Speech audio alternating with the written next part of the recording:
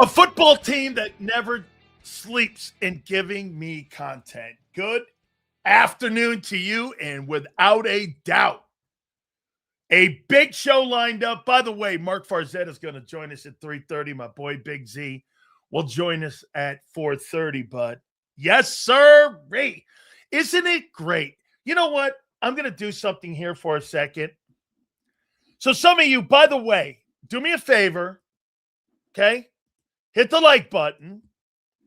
Super chats go to the top. We appreciate each and every single one of you that do that every day. We know that you could go anywhere. Okay? We know you could go anywhere, but you choose to come here.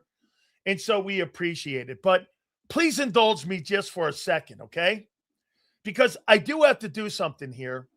And I want to do this. Dear football gods, I want to thank you. Everything we say gets validated by others. And I want to thank you, especially the Eagle football gods.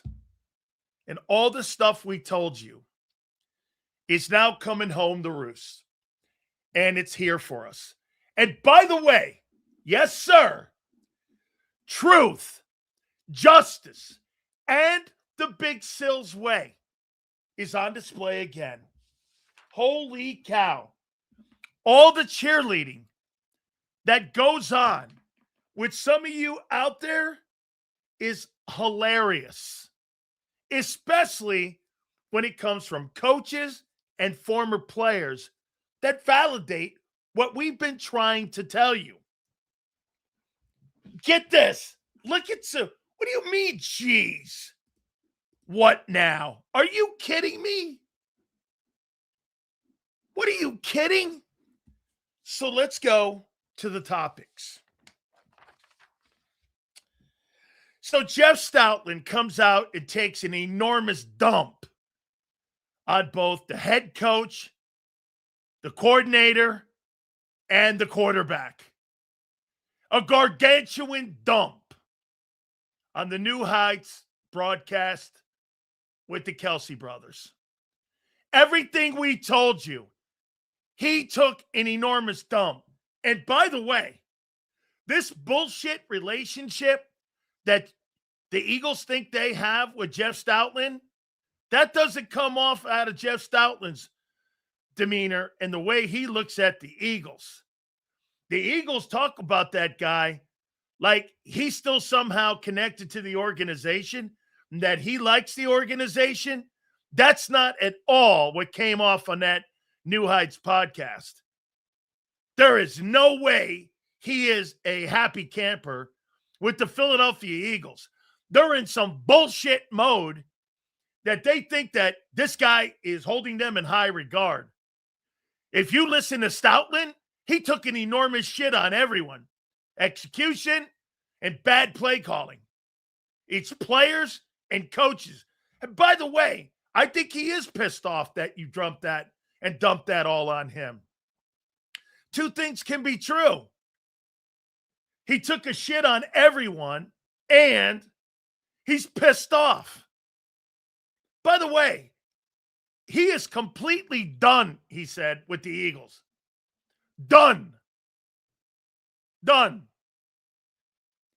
The relationship between Jeff Stoutland and the Philadelphia Eagles is over. You don't have a relationship with that guy. Get this. Indeed, it's sour grapes. You alienated one of the greatest offensive line coaches in pro football. And by the way, he will be gobbled up by almost every football team in the league when he so chooses to come back. So let's get into it. And here, let me paraphrase it for you. He said the play calling sucked. Running bad plays into bad plays. Okay, Nick, that's your call. That's your boy that you hired. Poor hire, Nick Sirianni. Poor hire, inexperienced head coach. One of the greatest offensive line coaches in pro football history was hired by a coach who basically saw a guy with no experience, and then he turned around and he did the exact same thing this past offseason by hiring a guy with zero play calling experience. Why in God's name would you go down the lane where you just failed and you do it again? By the way, Brian Johnson had never been a play caller. And he theoretically, and his offense had way too many turnovers. For the record, Jeff Stoutland may have sour grapes. Is he lying? Hell no. Hell no. He's not lying. Who's the execution guy in that offense? That's the quarterback. Bad execution, bad play calling. He's resulted in the Eagles' offense in 2026 sucking out loud. 31st in 3-and-outs. 23rd in passing. 16th or 13th, I think, in rushing. There was not one redeeming quality about the Eagle offense a year ago that was really anything where people could write home about. And one of the clear issues, by the way, how many plays do you think you ran? How many plays do you think you ran in 2024? Very few. You know why? Your talent level was so high. End of the day here, the last 2 years, your passing game has stunk, and it was running its course. And in 2025, this current way of winning games has run its course. And that's why the Eagles have made all these moves. Getting rid of Stoutland, getting rid of the play caller, getting rid of the style of play. This is all going in a different direction. And get this. This is why you have 5 new pass-catching receivers. This is why you're now trying to build your game through the passing game. This is now why you're getting away from the run game. So get this. Nick hires the same dude again. Let me ask you something here. And I asked you this question a couple weeks ago, and I'll re-ask the question. What makes you think that Sean Mannion is going to be better than Kevin Patullo? Why will he be better?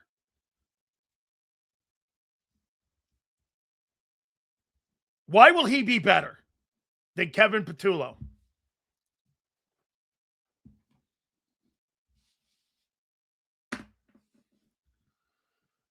Why will he be better than Kevin Patullo?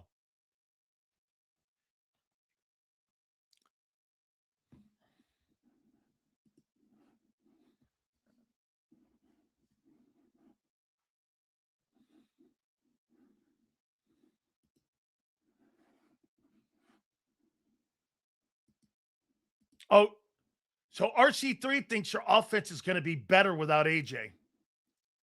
What a joke. And they disrespected Stout when these knuckleheads were meaning to change the running game without him. 3 Super Bowl appearances, 2 wins, multiple changes with one constant. Stoutland. Yeah, disrespected him. I completely agree with you. There's no telling he's going to be better. We lost out when we didn't get McDaniels or Dable. This is a very... Are you an Eagle fan, Cullen? Because that's a smart-ass take. And that's a reality Eagle fan right there. If you're an Eagle fan, Cullen, you have, without a doubt, a good sense of your football team. That's exactly correct.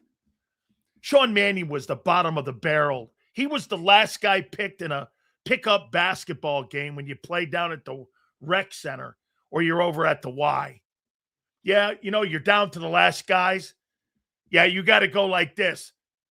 Mannion and M. Reyes. I'll take Mannion. you can have Reyes. This is like the last dude picked at the rec center. Okay? I mean, 17 interviews, and you land on M. Reyes as your OC. That's what the Eagles did. 17 interviews, and you landed on M. Reyes. Jeff Stoutland took a shit on the coach, the quarterback, and the play caller. Not me. I listened to the whole thing. He took an enormous shit on everyone. No execution, bad play calling, and really bad direction. That's the head coach. Jeff Stoutland said this. A guy who's going to the Pro Football Hall of Fame. Just echoing shit we've been saying. Seals, you might be right. This offense has only been effective when they had experienced OCs running it. People will say Kellen Moore didn't do much because of Barkley, but he knew the game flow. Absolutely correct, Prince. It's a great take out of the gate by you, my friend. Absolutely. Here, he could take shit all he wants out the door. Bro, if you think Chris Cooper will be a better offensive line coach, you're fucking high. Big Sills, is it fair to say the quarterback was given bad plays? Isn't it fair to say, Anthony, that the quarterback changed into bad plays? That's what we're hearing. You never know what's coming out of the huddle. Is some of the conversations people are saying about Hurts in the huddle. Hey, get this. You know what's really wild to watch? Now you're turning on Stoutland. You're turning on AJ. You turned on Wentz. You turned on Gardner Johnson. And now you're turning on a guy who was more successful than Jim Johnson in Philadelphia. Some of you are some of the most pathetic human beings I've ever seen. It's not all of you. It's like 5% of you are some of the most ridiculous humans of all time. He's the greatest position coach you've had in the last 35 years. Nobody's been more successful than Jeff Stoutland. A bunch of shit that is. Some of you should be ashamed of yourselves. We already know AJ's gone. Hurts is on the chopping block, and I think Barkley's next. He doesn't fit this new offense.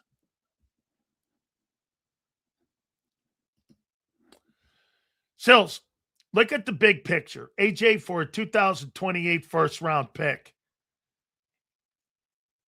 I mean, same year we can get off of Jalen. Correct. Organization is giving Jalen 2 years to figure it out, no extension. Absolutely, Denny. Absolutely true. Okay? Absolutely true. Hey, how about this? Without a doubt, Jeff Stoutland validated every freaking thing we said. No matter what Marshall, and by the way, we appreciate Marsh. But Stoutland just validated everything we've been saying about your football team the last couple of years. And I appreciate him. Hell, no, you don't get no passes. You blamed everything on the quarterback when the Hall of Fame coach just told you otherwise. You refuse to shit on shitty Nicky. Don't try to move the goalpost. Now you're wrong. Wrong on what? Jalen Hurts, it's execution too. Look at this guy giving Hurts a pass. The guy sucks the last 2 years. And you don't want to admit it. The guy's been good 1 year in Philly, and that was 2022. The rest of them have been mediocre years.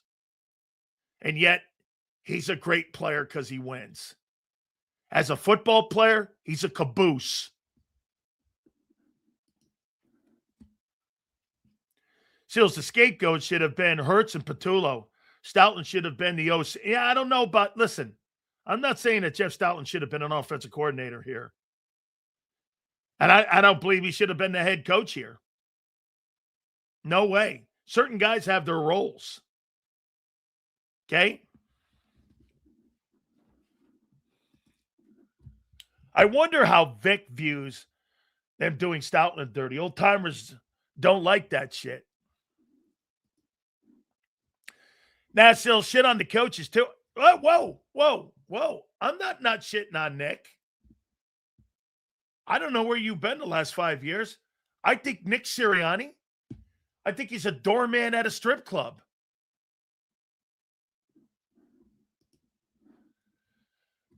Jeff Stoutland took a piss and shit on everything offensively, including his guys.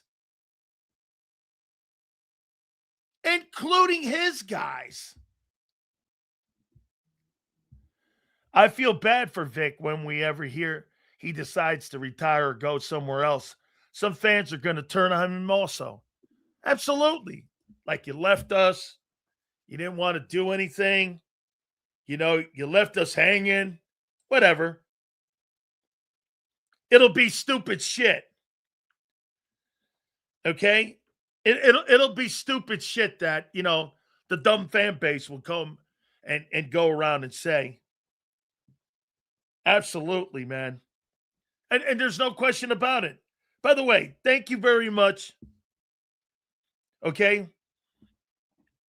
Thank you very much, Jeff Stoutland, for validating everything we've said. Sills, I don't think people realize the impact of Stout leaving is going to have. O-line has been advantage for us. Hopefully Chris Cooper can pick up where he left off. Absolutely, you got to hope that. It's all about this upcoming season. The past is the past. I'm ready to upcoming season. I like that mentality. Sills, I guess you listening to that New Heights podcast. Stoutland sounded like someone who left a job he wasn't wanted at, and threw his name badge in the air. Hey, DFW, if you listen to the bullshit Eagle fans and some of the Eagle front office people, you would think that there's some sort of great relationship between them and Jeff Stoutland. Jeff Stoutland hates the fucking Eagles. He don't hate the fans, and he don't hate the players. He can't stand Nick and his group. That's what DFW, for being an objective observer, that's what I took away. And you tell me if that's not what you took away. Those people talking there in that building like this guy is like still like friends with, that doesn't come off like that to me. Every single time that guy's been asked a question, he's taking a shit or piss on every person in the building. The Eagles talk about Stoutland going, yeah, I get this. Jeff Stoutland, even in that New Heights podcast, how he said the other day that he had a conversation with Stoutland. Stoutland goes, I don't remember that call. I don't remember that call. Think about that. Now he's freaking lying. Stoutland is real. Eagles organization is doing PR bullshit. Yeah, that's all it is. That's all it is. Hey, get this. So there's no doubt this offseason is without a doubt. Get this. How is this fucking old news when this happened yesterday? And it happened and I hadn't heard it yet. How is this old news? He threw the entire fucking organization under the bus yesterday. You blamed everything on Hurts. You're lying, Sil. Stoutland, well, yeah, at the end of the day, Jalen Hurts has been in charge of the worst passing offense in 5 years for any contending football team in pro football. And in the last 2 years, it's been the worst passing attack in pro football. And I will tell you, and once again, Marshall's telling you half the truth. Because I also told you, do I think that they're helping Jalen Hurts with hires? No. Do I think they've put Jalen in a position of success? No. Do I think they have developed him since 22? No. Do I think they have expanded his game and helped him since 22? No. We've said all of that. They make hires that have nothing to do with Jalen Hurts. And has it hurt his development? I'm echoing shit that I've said 1,000 times. So whatever he fucking wants to tell you, this is not true. And I don't care. Appreciate him. He's just not listening because he's got one ear covered with the Jalenite badge on his ear. We have said this same thing in an echo chamber for 5 years. They have not helped this kid in any way be the best player he can be because they don't hire the coaches to help him. He can't execute the plays they ask him to execute in the passing game. It's part his fault and part Nick's fault. This is why they've moved on. He don't want to hear that. All he hears is me shitting on Hurts in the passing game. My friends, there's a reason why they will never give this guy a contract extension and why they haven't even addressed it this offseason when he's been eligible really for 2 years is because he's going into 26 and 26 is going to set up the next year on whether or not 27 will be the final season with Jalen Hurts. Here's how it's going to play out. The next 34 games is going to determine Jalen Hurts' career if it moves forward. How many people believe this? The next 34 games will determine Jalen Hurts' career and whether or not he retires an Eagle or whether or not he's moved on from the Eagles. How many people believe that? By the way, if they thought so highly of him, they would have extended him.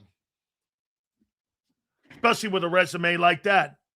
Shit, people in today's NFL, they extend people with 2 playoff wins. 2 playoff wins. The next 34 games will determine, right? Because 37 they can move off, 27 they can move off of them. Here, these are always one of my favorite Jalenite conversations. Most successful quarterback in the last five years and won't get a contract extension. Why not give it to him? What's the holdup? He's eligible right now. How come that's not your top priority? RC, why isn't it a top priority to extend Jalen Hurts when, by the way, Clutch Sports asked for an extension this offseason and they were told no? Why would they be told no? Why would they be told no?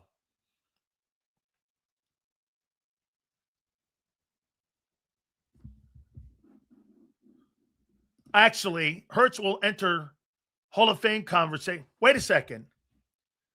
We've had 3 Hall of Fame voters on here and say he's nowhere near a Hall of Famer. Actual voters. How come they haven't extended him?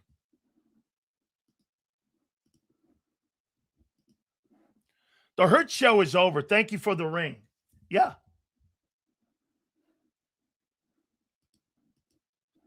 Here's a good one.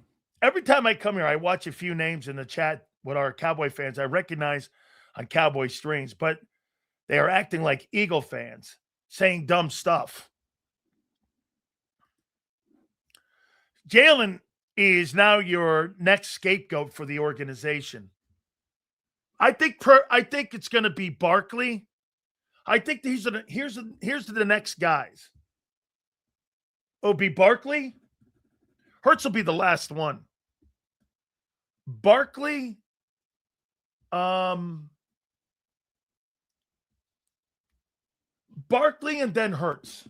No, Barkley, Nick, and then Hurts. That's how it's going to go. Let me see. Try to find, getting on dumb shit here. Jahan Dotson should be credited with an INT for that goofy-ass balloon ball Hurts threw directly to the defender. Man, that was quite a conversation by Jeff Stoutland. I love honest coaches. I do. I love honest coaches. I think the Eagles are trying to figure out who's the problem. Prince, another one. Is it coaching or the players? The Eagles will come to the conclusion soon.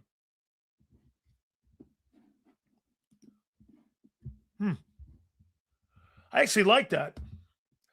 By the way, I'm just commenting on Jeff Stoutland. Seals, do you think Jalen isn't running because the concussion again? Washington before last year, knee injuries are one of the things, but concussions are different. He's been banged up a little bit, especially in the run game. Okay? Yes. Let's see here. Eagles will turn on Devontae once he wants more money. I don't know about that. The Eagles will never be better than the Bears from here out. They got a better coach. They got a more talented quarterback. Their GM is nowhere near Howie. Hey, Joseph, the outlier is the GM in Philly. Okay? The outlier is the GM in Philly. Okay? So, yes.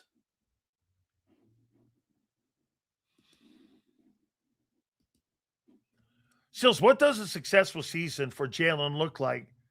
Does he need to win a Super Bowl for it to be successful, or does he just need to improve? That's a freaking great question. Cullen, if you see offensive success, and I don't know what those numbers are going to look like, but if you see the unit getting better and not just individual numbers getting better and the unit getting better, I don't know how you don't think that the offense is moving in the right direction. Not going to win the Super Bowl every year. You're just not going to win the Super Bowl. If you see a top 11 offense and a top 15 defense, and the team is getting better and better, yeah, I mean, I think that's a successful season for transition. By the way, you know what's crazy? So wait a minute. I want to ask you this. This is the wildest thing that Eagle fans and some of you, most of you get it. Okay? Most of you get it. Some of you don't. How hard do you think it is to move from one coordinator to another coordinator? Do you guys agree? So let me ask you this. Do you guys agree Jalen Hurts having all these coordinators has hurt his development as a quarterback?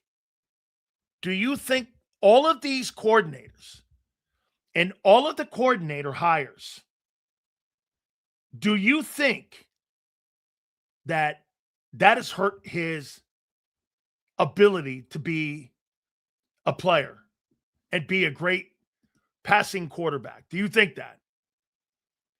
Absolutely. Okay. Who would disagree with that? Okay. So cover. So Abe, you agree that all of these changes have stunted the growth of Jalen Hurts. So now you're going to add another new coordinator that you think already stunts. And now you're going to add a new system. And you think that's going to be easy transition? Mike, a new offense and a new coordinator. How do you think that's going to go this year? You're going to be asked to do a lot of different things. How do you think that's going to go?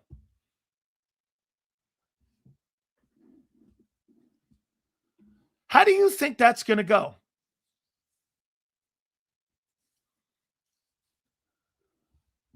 How do you think that's going to go?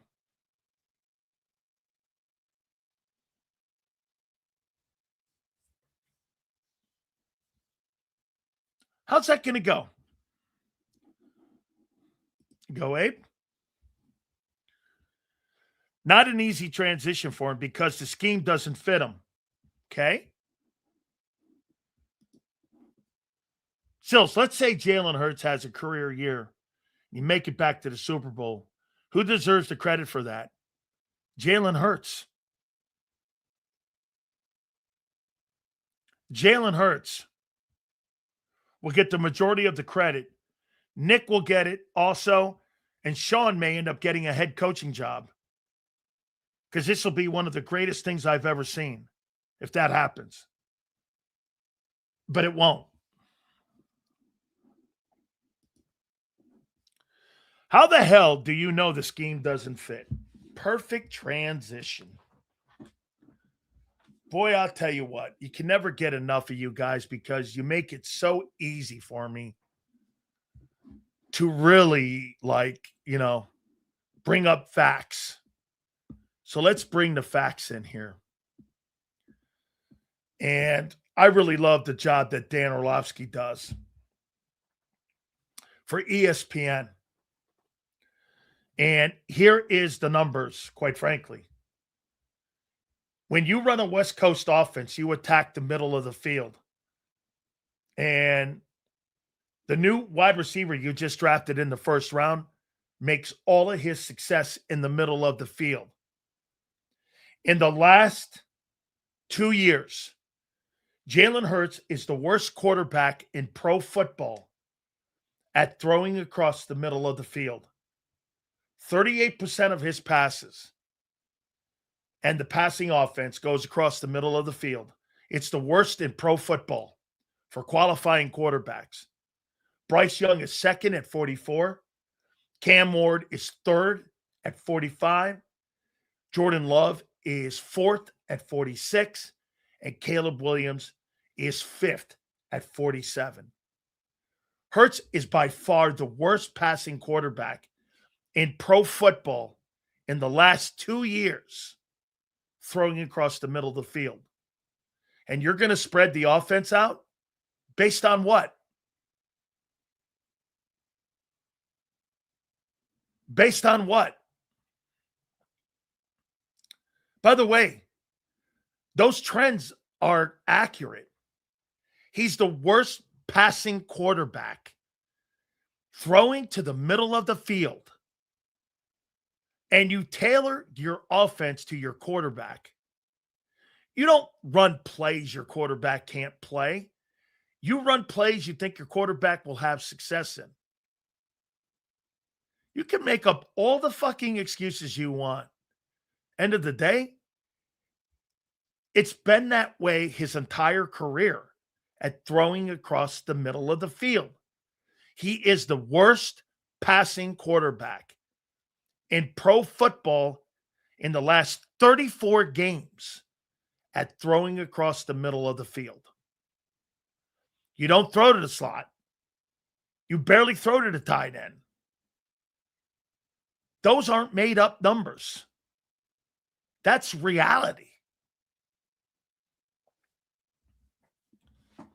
38%. And by the way, it just shows you how incompetent your passing game and how much money you spend and with little success.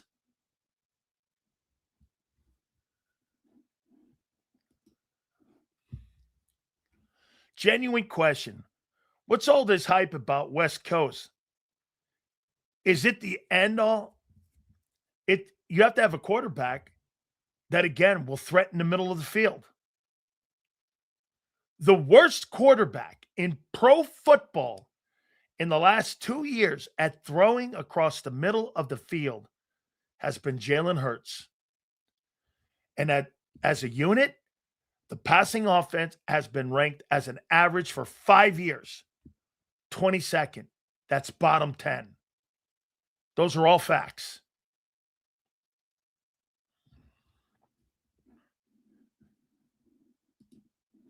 Not telling you anything that's not true. Sills, are sure it's not all Hurts. Maybe it's a Yes. No. The coaches also get this. But let me ask you this, Mike. Just a question. Why would you hire somebody then that has no experience at dealing with a veteran quarterback? Hey, let's see this guy here. Last 34 games. It's not opinions. Those are facts. He's 38% of his passes go to the middle. 62%. Let me ask you this. 62%. If you were a defensive coordinator and you knew 62% of the Philadelphia Eagle offense was throwing to the numbers, do you think you would have an advantage on what they're trying to do? And when the quarterback rolls right, when you pressure him, don't you think the tendencies have started to draw their ire in Philadelphia? Don't you think that? Sirianni's tired of hiding behind Hurts' limitations as a passer. He will get his own quarterback in 27. Hello, everyone. Make sure you get your orders in, Big Z, before the fall. Dan will be cherry picking every week until the wins roll in. I agree. Hurts will be MVP convo by week 8 or bench by week 10.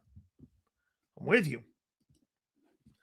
Seals, don't you think that the offense is focused more on efficiency and winning versus Jalen becoming a 4,000-yard passer? Well, when you're efficient, do you think this is efficient? Let me ask you here. So, PT, 62% of your passing game goes to the numbers, with 38% of them coming across the middle. And when you got A.J. Brown and you got Devontae Smith, I'm defending that first. The 38% is with Goddard and nobody's. I'm not concerned with that. And when the quarterback rolls right, anytime he gets pressure, don't you think some of his tendencies to take sacks, roll right, not throw to the middle, have caught up with people? Yes or no? This is why they're, hey, and by the way, you know how I know the Eagles know that? All the changes they've made. You've added 5 new pass catchers.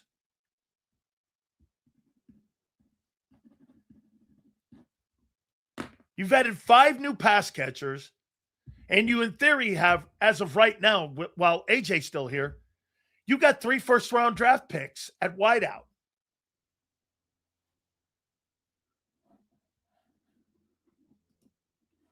This is why they're changing. Okay. The tendencies have become too blatant. Prince, the tendencies have become too blatant for coordinators to be able to predict, right? Common sense would tell you. By the way, the trends are telling you. You know, almost 65% of the time you're thrown to the numbers. 38% of the time is when you come across the middle of the field, which is not a lot. And when you bring a guy like Lemon in and you draft him, Lemon, when he was at Southern Cal, he made plays in the slot.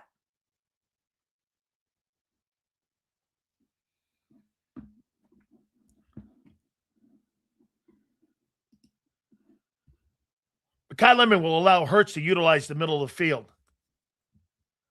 I think you're dead on wrong, man. Wait a minute. Think of what this guy just said. Mekhi Lemon will allow Hurts to utilize the middle of the field. Are you under the impression Mekhi Lemon is a better ball player than A.J. Brown and Devontae Smith? Why didn't they do that with A.J.? Or why didn't they do that with Smith?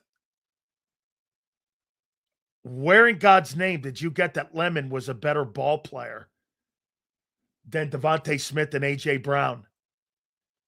Where did you get that?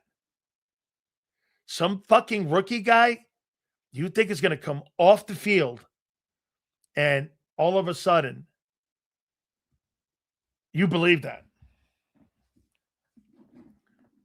Let me put something else in context for you. Put something else in context and put this to bed.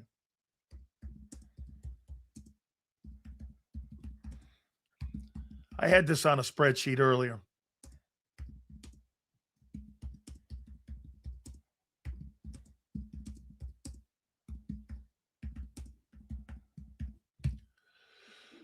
Okay. So let me ask you something. Who's this? Okay. Let me go here. And let me go one last thing with AJ here. Excuse me. Appreciate you hanging in there.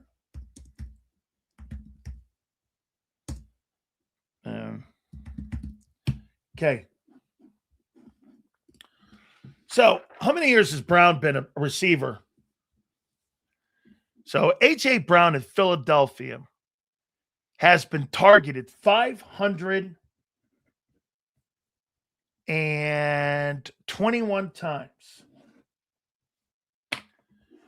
And in that 521 times in 4 years, A.J. Brown's had 13 drops. 13 drop passes in 4 years with 521 targets to him. That's exceptional.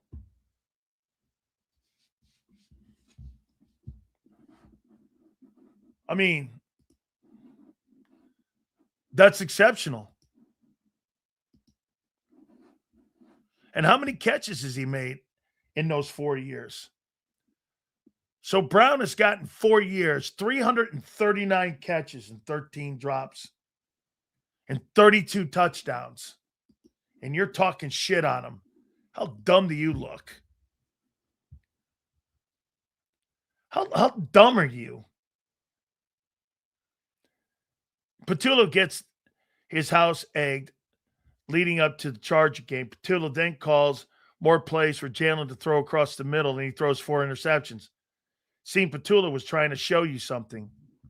Guy can't throw across the middle of the field. It's very evident. I'm a Jalen fan, and I want him to succeed. My favorite player is Jalen. But if he doesn't succeed, do I want him to go on?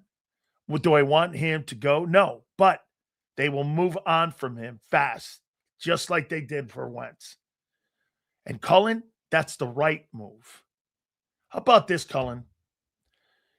If Jalen Hurts pulls off this year and they get to the NFC Championship game and he has transformed himself into being Baker Mayfield as a passer, it'll be the greatest transformation you've ever seen a quarterback have.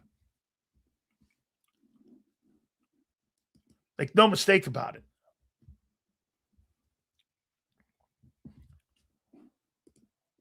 Absolutely. Angelo didn't agree with me. Are you more convinced now that Stoutland was the main source of the Hurts article? Yeah. Aren't you now? How many people agree with me? It wasn't Kevin Patullo. It was Jeff Stoutland that was feeding Jeff McClain and Jeremy Fowler and all those guys. Do you not agree? Too many people are blinded by fandom and live in the past. The media and the organizations tell you Hurts is out the door. Nobody wants to hear the truth.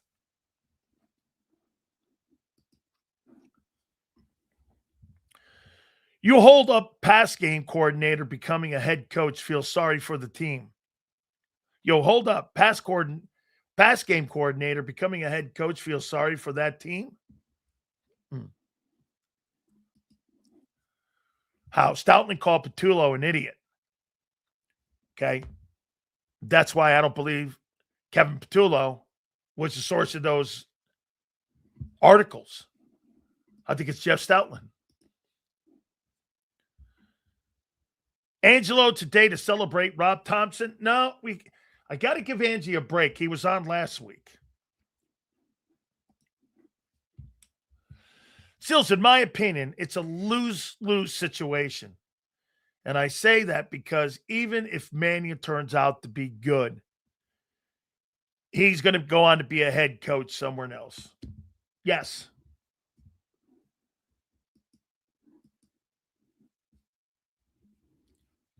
Stout just said the truth, but I doubt it was him, although he does live in the area. Yeah. 38%. 38%. Worst of any quarterback in the last 2 years at threatening the middle of the field. Let me show you why that's significant. Okay?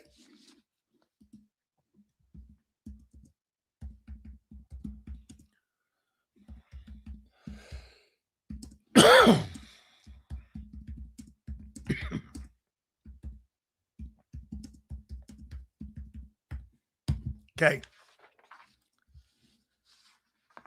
Here's what you have to understand when you hire Sean Mannion. And I got this from John Gruden. In theory, the West Coast offense, the WCO, systematically threatens the middle of the field by overloading its zone coverages and short timing based passing routes, transforming intermediate to shorter areas into high efficiency passing lanes, while often considering a horizontal system. The WCO utilizes layered route combinations. Everything Hurts sucks at. That creates neutral traffic and forces defenders into impossible decision making. Shallow crossing routes, give me a break. The Lion, double slant concepts, that will be good for Hurts. Mesh for man coverage, the mesh concept. Two receivers crossing at the middle of shallow depth. Running crossing routes, the guy sucks at that. Vertical alerts, not too bad at. More utilization with tight ends. I mean, every single thing we're talking about in West Coast, he doesn't do.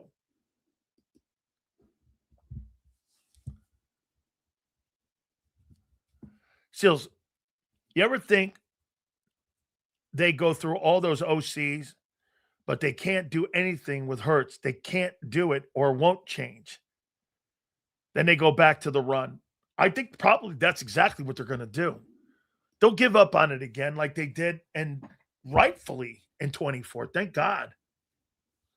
So if Nicole Lynn knows, we know. That's right. It's a great take. If Nicole Lynn knows, we know they're getting rid of Hurts. Why is he stepping into camp with that contract? He blows a knee out, career's done. His contract's guaranteed, Hollywood. Contracts like that are guaranteed. Why is he doing it? Why would you step in? Very simple. You're auditioning for your next job. You're auditioning. By the way, here's what Hurts has with Nicole Lynn. If he does end up getting blown out, his number one excuse, and their number one excuse is going to be too many coordinator changes in his time. It's amazing in what he did when he was in Philly. And he's got a right leg to stand on with that. He's not wrong. All the shit that they've done, he could easily come up with, hey, I adapted and did everything they wanted. Okay? And here, I'll buy that. That's what makes him okay. And that's what will get him his next job. But the question will be, again, his problems aren't going to go away and who he is as a passer. Jalen Hurts is not fit for every team. Here would be the teams: Houston, Baltimore, Buffalo, Little Arizona. I don't know what they're going to do in Miami. Since they got that kid, Malik Willis, they're probably going to try to run a version of a Eagle offense. He may fit there. But here's where he doesn't fit.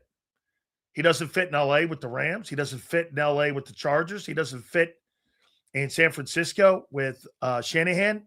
He doesn't fit in Seattle. He doesn't fit. He may fit a little bit in Green Bay. He won't fit in Minnesota. He wouldn't fit in Tampa. He wouldn't fit in Jacksonville. He would not fit in Kansas City. He would not fit in Denver. So that style of play, those coaches don't want to coach that. They don't want to coach that shit, man. A guy who let coaches take the blame twice that we know of. Off-script plays is not some selfish dude who puts team above money. He likes people to think that, but it's not who he is.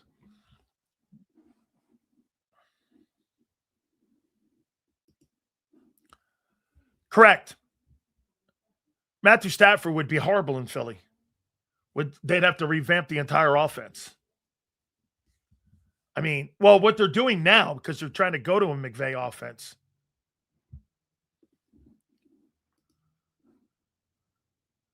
So you're implying with the West Coast teams, we won't be able to run a West Coast offense, which is directly this team is going to. Correct.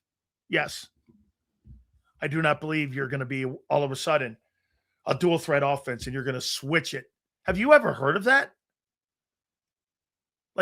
Let's go down the line here. Have you even ever heard of that? We're going to go from one day being a run first dual threat quarterback offense to all of a sudden now we're going to go to spread offense and we're going to go to West Coast and we're going to threaten the middle of the field. Have you ever done that and seen that with the same quarterback? Like fucking who? Dude, Randall was a great passer. Randall is 10 times the athlete Hurts ever was. Dude, Randall Cunningham was ahead of his time. Ahead of his time.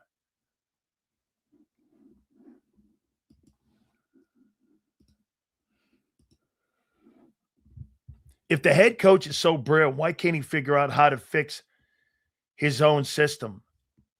His system produced 40 and 18 the last 4 years. Nick Sirianni will tell you he worked his way around the quarterback's issues.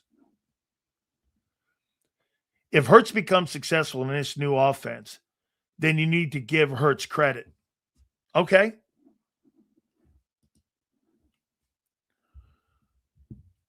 We're not a run-first team. You have been. We have an arm behind our backs. Tied. They showed who they are at the heart when Hurts got hurt.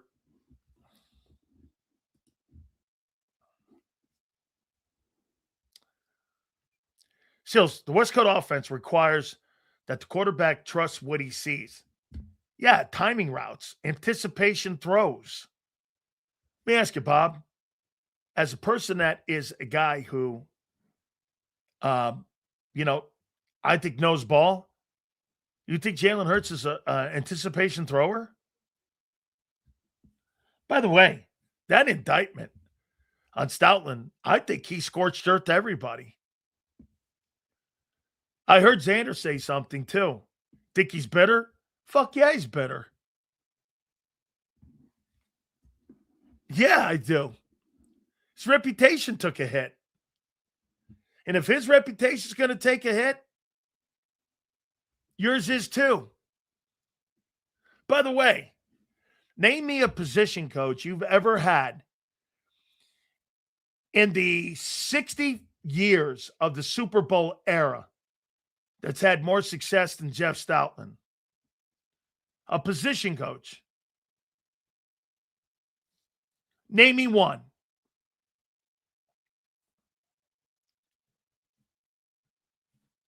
Name me one guy. All right. Name me one coach in the Super Bowl era that's had more success than Jeff Stoutland.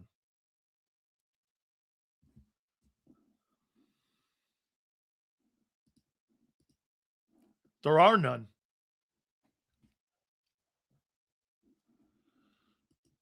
In Philly.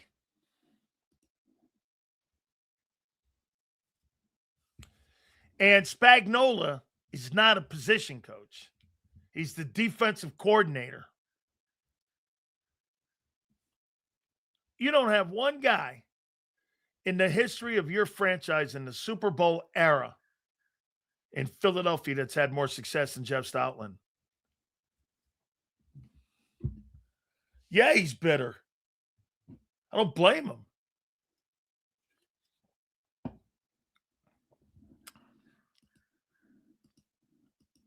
He's had more success than Jeff Stoutland. 2 Super Bowl wins and 3 NFC championships and 3 Hall of Famers. Really? Howard Mudd did that.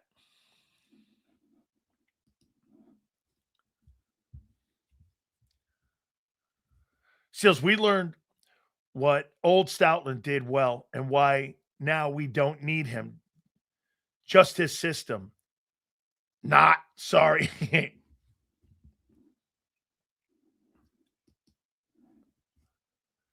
I hope Stoutland comes back to the NFL and makes another team's offensive lineman awesome. He will. And we see the Eagles' offense fall apart once the current stout linemen retire. By the way, it's a great take, Senor. Senor, think about this. When Lane leaves, who takes over for Lane? Remember something. When Peters retired, Lane took over for him. Actually, Jason Kelsey took over for him. And then Lane took over for Jason. Who's the next guy? Mulata? Okay. After Mulata, you ain't got anybody. Lane is retiring soon. He's retiring.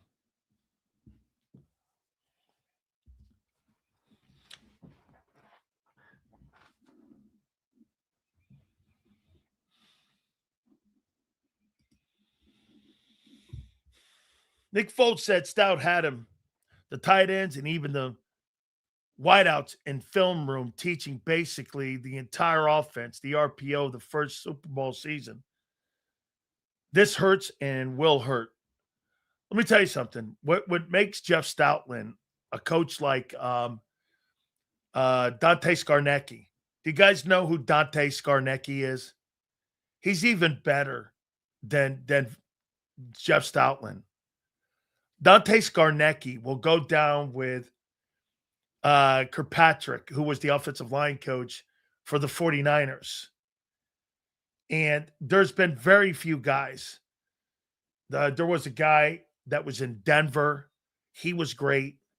But Dante Scarnecchi goes down as one of the greatest offensive line coaches of all time. He was the Patriots O-line coach that won 6 Super Bowls. And he was just insane great in what he did with the offensive line guys.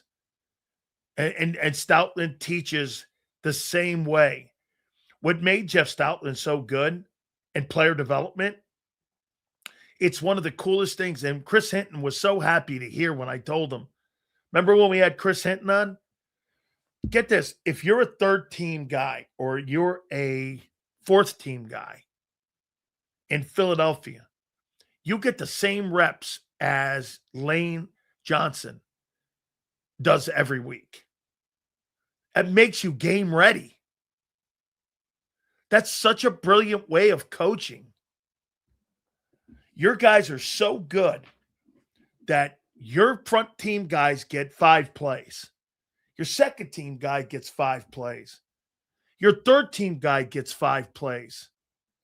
So when the speed of the game, you go in, that's why there's not a lot of drop off for his guys, because they knew the speed of the game. The guy's a special coach, man.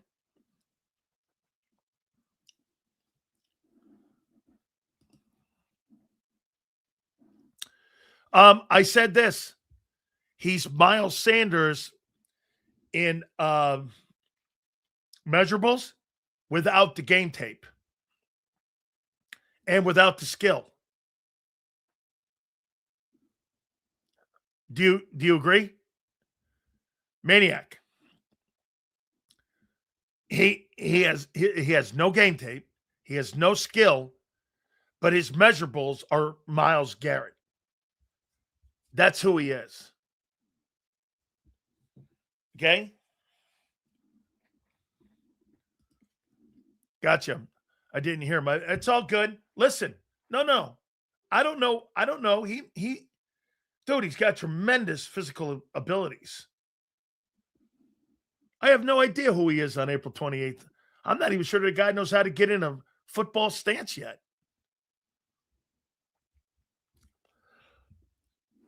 Let's see here. Hollywood, your O-line coach is almost a single factor in winning or losing a game. Coach Jimmy Johnson said this numerous times. Okay? Numerous times. That the most important coach that you could have was having your offensive coach. Absolutely.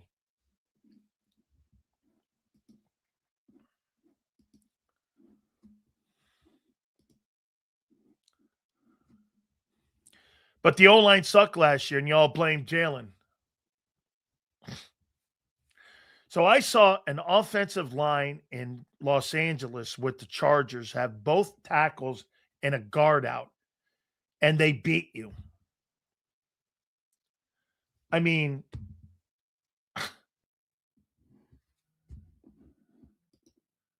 they had street walking offensive tackles. Oh, yeah, that's right. We were on CNN. Did you see the New York Post today? Big Sills is front page of the New York Post. Did you see it? My boy Michael Irvin. Front page of the New York Post in sports. How you doing? Got to check it out. So you're glossing over. I'm not glossing anything, guy. Sills, good afternoon. It's really a shame because the arrogance of this football team not having Stoutland on their team may rear its ugly head, and I can't see this team going back to the Super Bowl. By the way, one thing I heard Zander today with John. Sounds like sour grapes.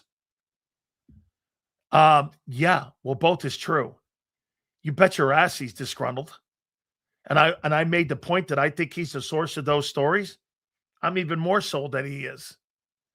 And on top of that, you think he's pissed off? Fuck yeah. He tarred and feathered everybody, the head coach, the OC, and the quarterback. Everyone took a shit.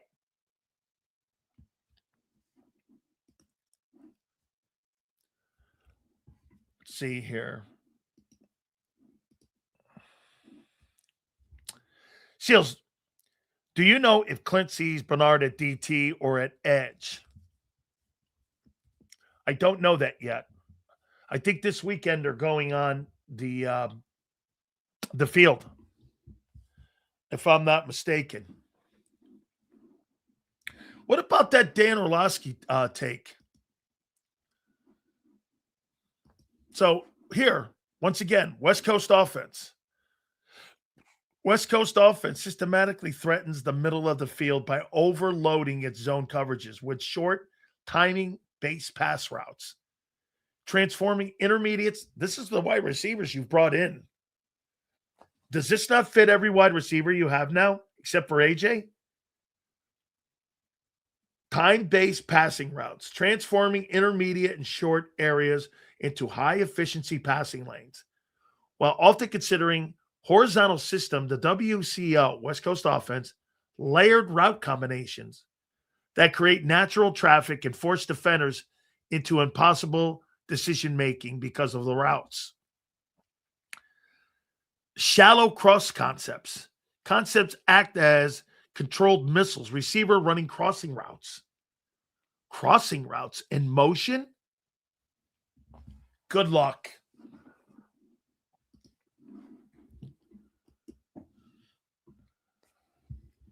If Stout loved Jalen, he would have kept protections out of his hands until Kellen got to Philly.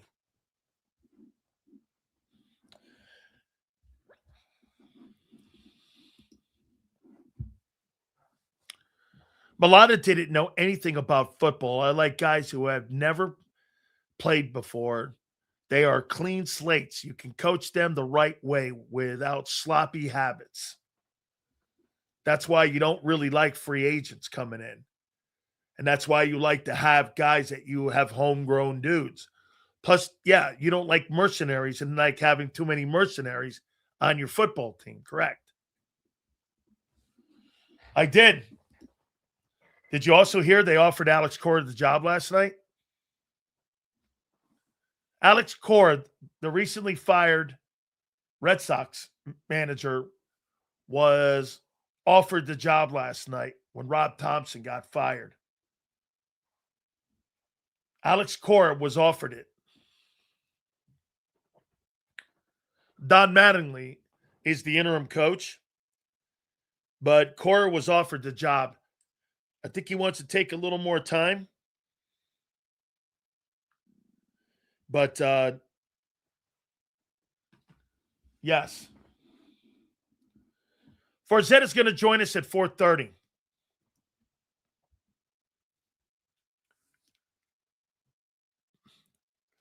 Jason, have you read or listened to Stoutland? You're acting like he's Fangio. He's not. He's been pretty childish with every post or comment he's made. 4:30, Z. We got let me double check Farzetta here. Make sure I'm right on this. 3:30 for Farzi. 4:30 for you, brother.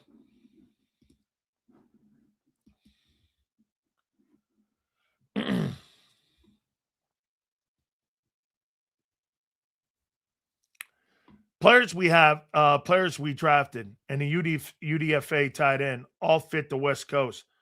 Jalen Hurts does not have or has developed the skills needed to utilize them. Vic is the perfect DC to teach Hurts where to attack. That's a good way to look at it. Interesting report I heard is that the Patriots, Vrabel's in serious trouble in retaining his head coaching job. And that GM, Elliott Wolf, is not a big AJ. That is so untrue. Whether Mike Vrabel's the head football coach or not has nothing to do with AJ Brown going to the New England Patriots. Jesus Christ, huh? It's about Drake May.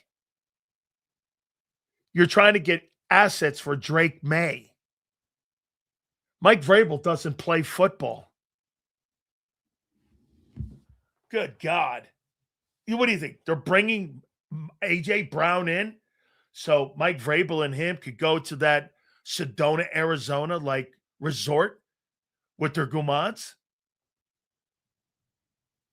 What do you think? It's a frat house? Well, the way Bob Kraft runs the Patriots, it seems at times like it is. The owner of the team legitimately got that caught with his pants down in a Chinese massage parlor. I mean, you can't write a Netflix series any better than that. Hey, is that Bob Kraft in there getting his cannoli rubbed? Or I should say his egg roll rubbed? Hey, is that Bob down there? Are you crazy? The owner of the New England Patriots in a Chinese massage parlor. Hey, it's the Patriots. How you doing? Hey, is that Kraft down there getting his cannoli rubbed out? No. He's not.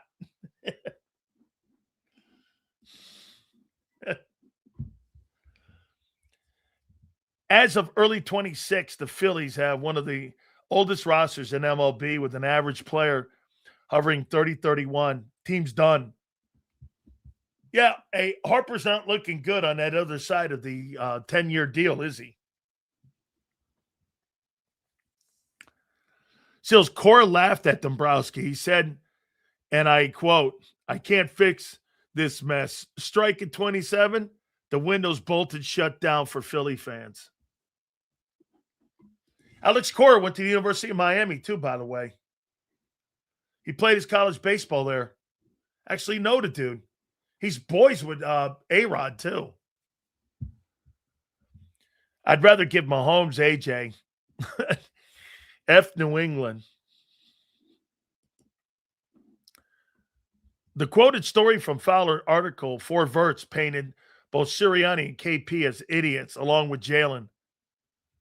Who would do that? Jeff Stoutland. Didn't you hear the New Heights podcast? By the way, not that Jason Kelsey and Travis Kelsey are media moguls. Well, they are media moguls, but not that they were going to ask follow-up questions. But the first question I would have followed up with Jeff Stoutland was, who do you blame more? Hurts, Sirianni, or Kevin Patullo?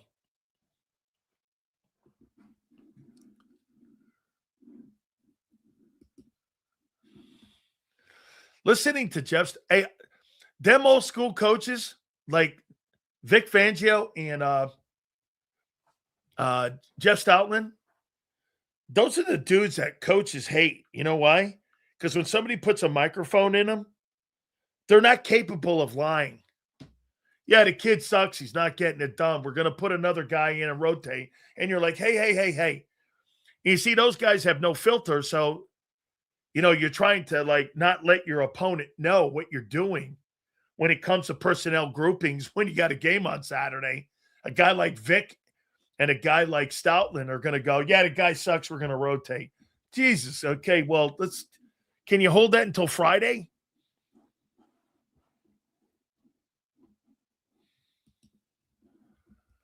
I said this back in the offseason to trade Harper to Arizona or Vegas A's. Dude, you know what Harper's going to be? You know what Bryce Harper's going to be in the back end of that 10-year contract? He's going to be Albert Pujols. When Pujols signed that deal with the Angels, remember how good he signed and how good he was in St. Louis? 338, 44 home runs, 125 RBIs. And then when he got to the Angels and he got to the back end of that 10-year deal, he was hitting 284, 28 home runs, and 75 RBIs. That's what you're going to get. It's going to be a completely different ball player. And for the record, Harper's not great in the field. Machado's the better player. Because when Manny's numbers come down, Manny's still a Gold Glove third baseman. Machado's the better player. Because he can do more.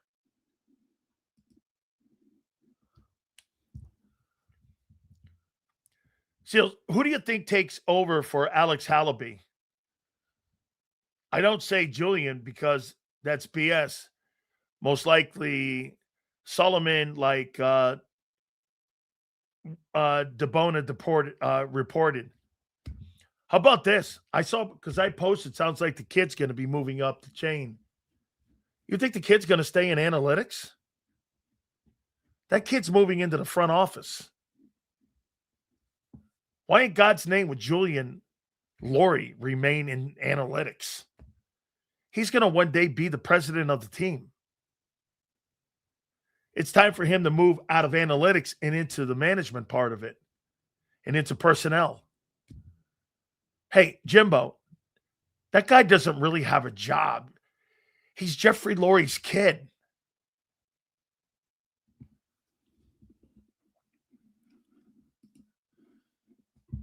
He's the kid. By the way, how's Jeannie Buss done since she taken over for Dr. Jerry Buss? How's Hal Steinbrenner done with the Yankees since they took over for the boss? How's that working? How have the Steelers been since Art Rooney Sr.'s been gone? When they won 2 Super Bowls? Just checking. Hey, just because the apple came off the tree doesn't mean it fell close to it. Some of these guys, the apple got thrown from the tree. Wait a minute. Where's Jeannie Buss? Right? She's chasing Phil around. I actually like Jeannie Buss. So her brothers are the stupid part of this. Okay, let's see here.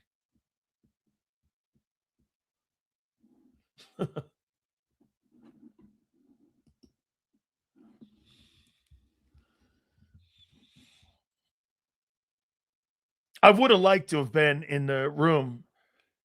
Eagles decided to move on from the West Coast offense. You're changing, and whatever doesn't fit the offense will no longer be here anymore.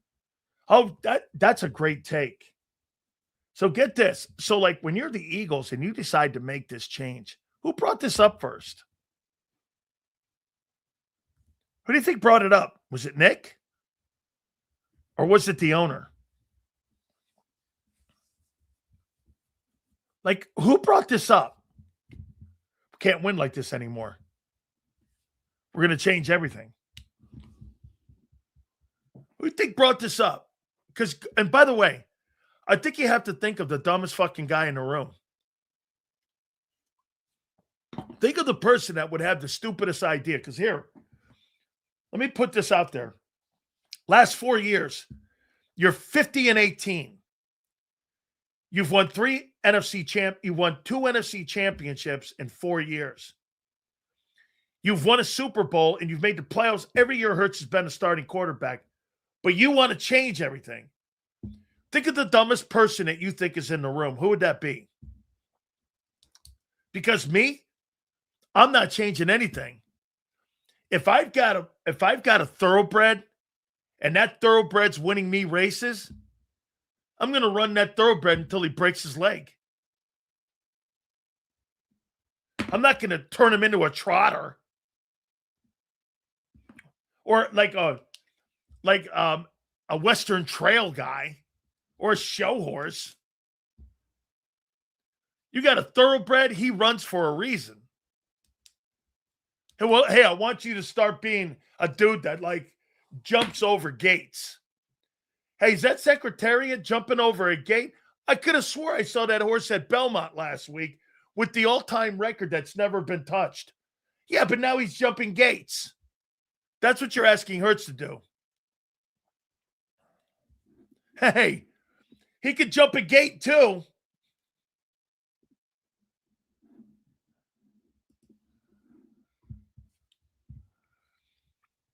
Steel's not the dumbest. It's the most arrogant. Okay, fair enough. The guy who thinks he can make anything work. Who does that sound like? The owner. So you think the owner woke up one morning and goes, 68% of the time, or 62% of the time, we're throwing to the numbers. Hurts has only thrown the ball 38% of his passes to the middle of the field the last 2 years. We're not going to win like this, guys. We've got to change everything. So Howie and Nick sat there and said, yes, sir. Wouldn't you have fought back and went, wait a minute here? Wouldn't you have said this? Jeffrey, we just won back-to-back NFC championships. No team has done that in 22 years. We've been to 2 Super Bowls. in 4 years, and you want to change why? Because it doesn't look good?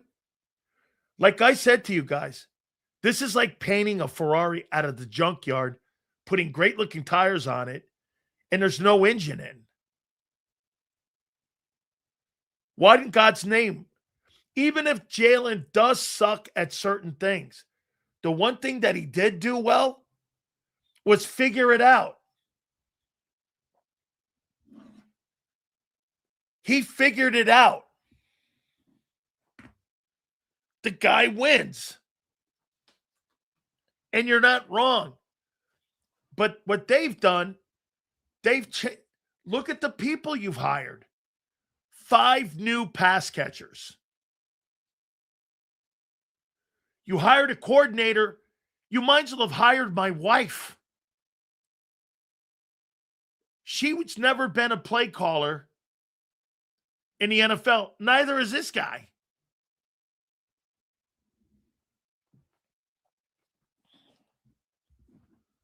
Neither is this guy.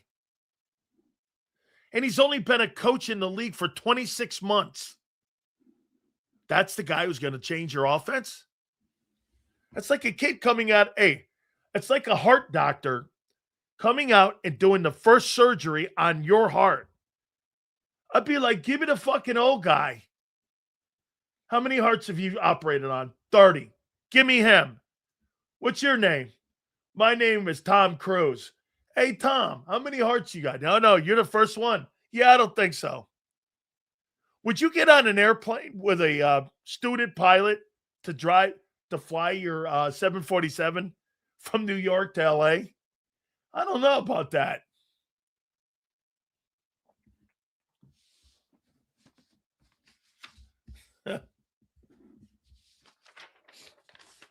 One thing I could tell you about my wife did this too. You know, the day Kobe died, my wife's like this. Yeah, I had to stop my car because, we couldn't see. We're on the highway. So my wife does the most responsible thing you can do. She stops her car because they couldn't see. She's like, if you think I'm getting in a helicopter, are you out of your mind? Well, I'm going to be late. Who gives a shit?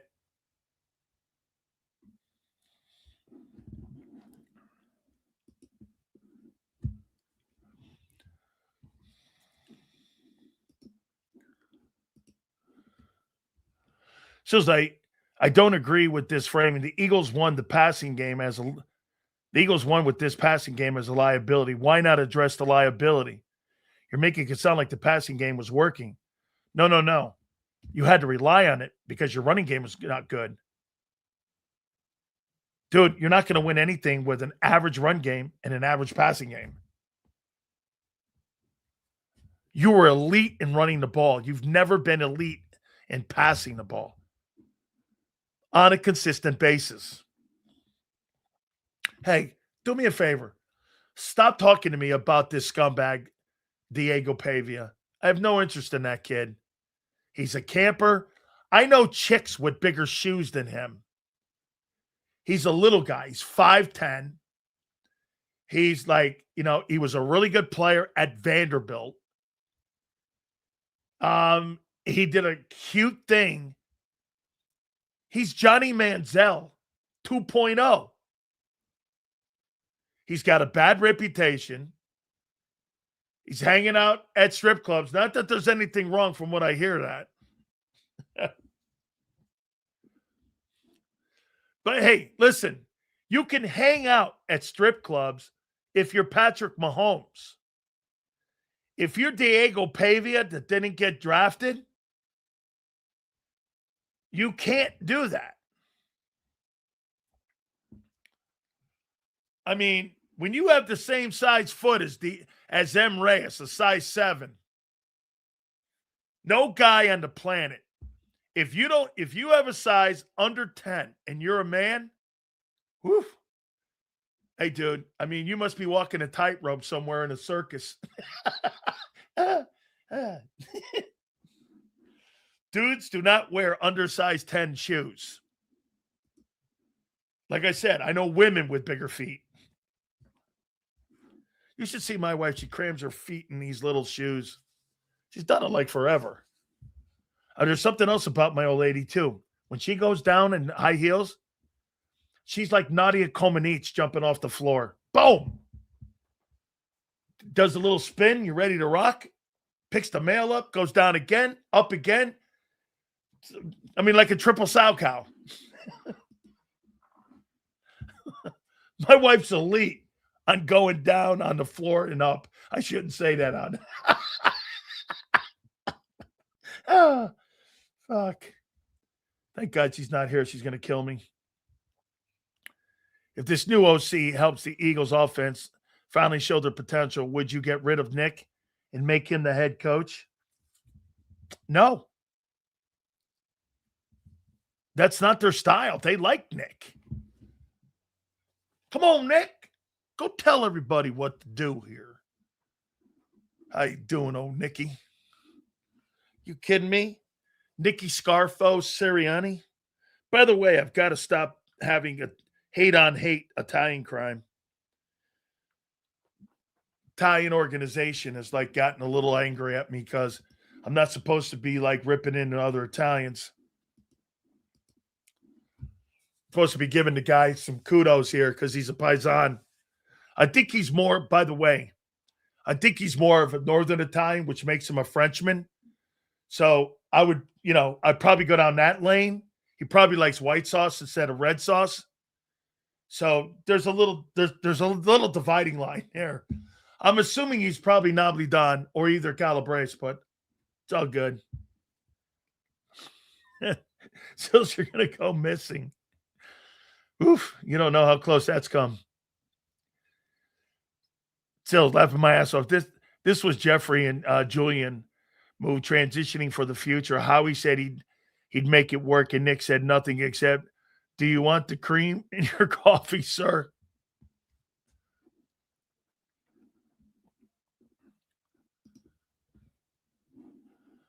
Hell, Reyes, I heard you got white cream in your bottle. And one of your sippy cups. Easy, so Farzetta's coming up in a minute here. He may be busy, though, man. Boy, real quick here. It's 2026, going to be a bigger flop than when I worked at Pfizer, who put a new person in charge. 1 year later, 2,000 employees were laid off. How you doing? Oh, man. Hey, by the way, I got a little bit of insight here for you before we get Farzy, who does work with the Phillies here. And let me say this to you, man. So last couple hours, Alex Cora was offered the job on being the Philadelphia Phillies new manager. So I text Alex. Of course, he's a Hurricane because everyone loves Hurricanes. And I said, "Is it true?" He put a big smiley face. Then I asked Bob Nightingale. Bob Nightingale's my boy. "Is it true?" He goes, "Yeah." Dave Dombrowski offered him the job. And you got Don Mattingly sitting in the room. Man, what a perfect day to get Farzetta on. Draft, and Rob Thompson gets blown out. How you doing? And I'm being accused, by the way, the Italian Defamation Society is getting on my ass right now for hate-on-hate Italian crimes with Nick Sirianni.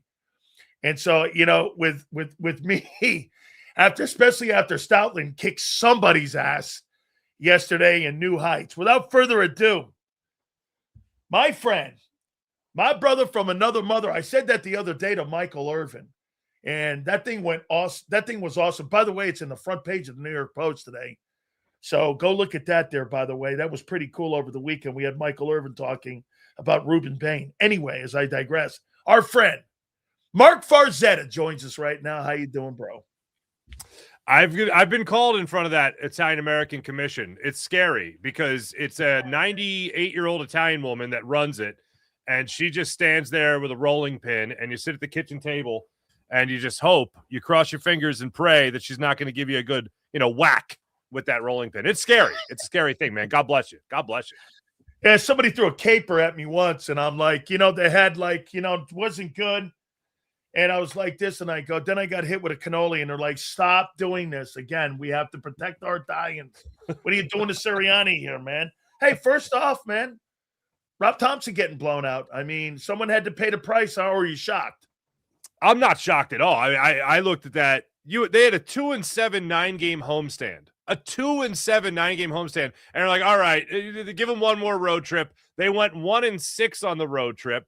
They're the worst record in baseball, worst run differential in baseball. They've been on a downward trajectory, if you can even call it that, downward spiral in the playoffs every one of the last 4 years.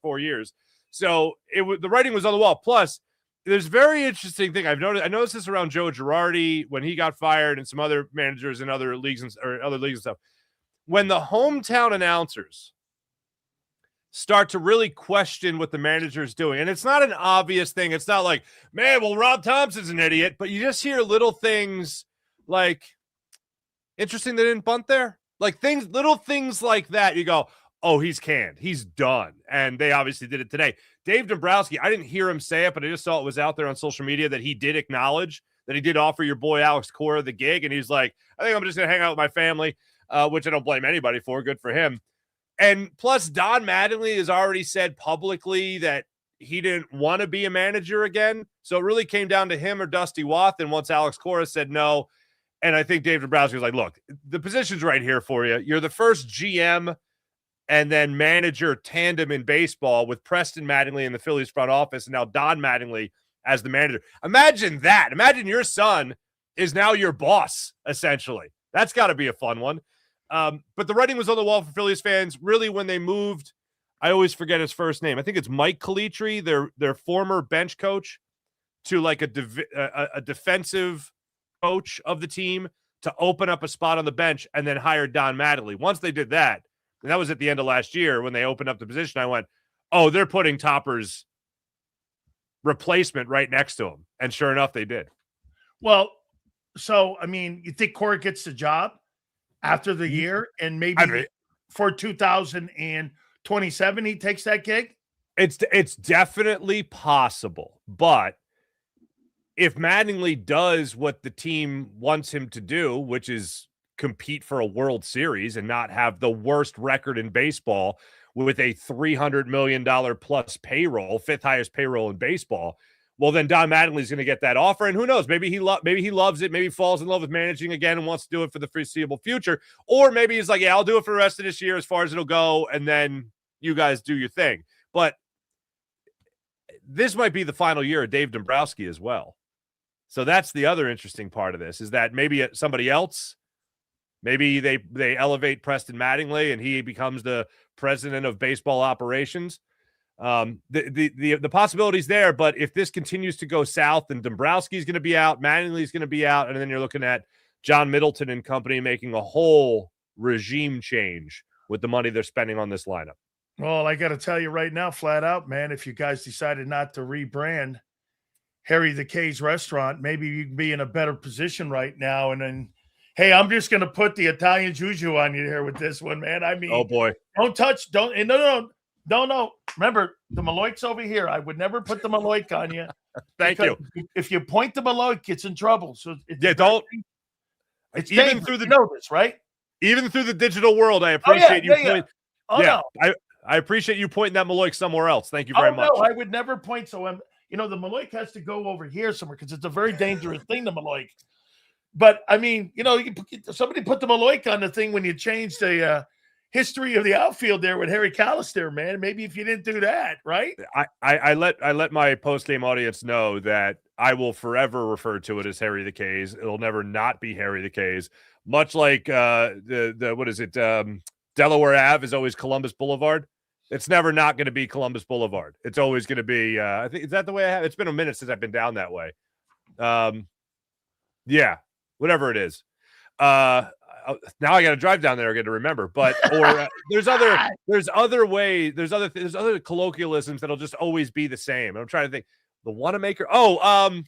It's not there anymore. The building's not there, but still, I'll always refer to it as by the Nabisco factory in Northeast Philly. I think it's now a Top Golf, but I still hear other people, and I still refer to back where Nabisco used to be. At that section of Northeast Philadelphia, it's still the Nabisco factory.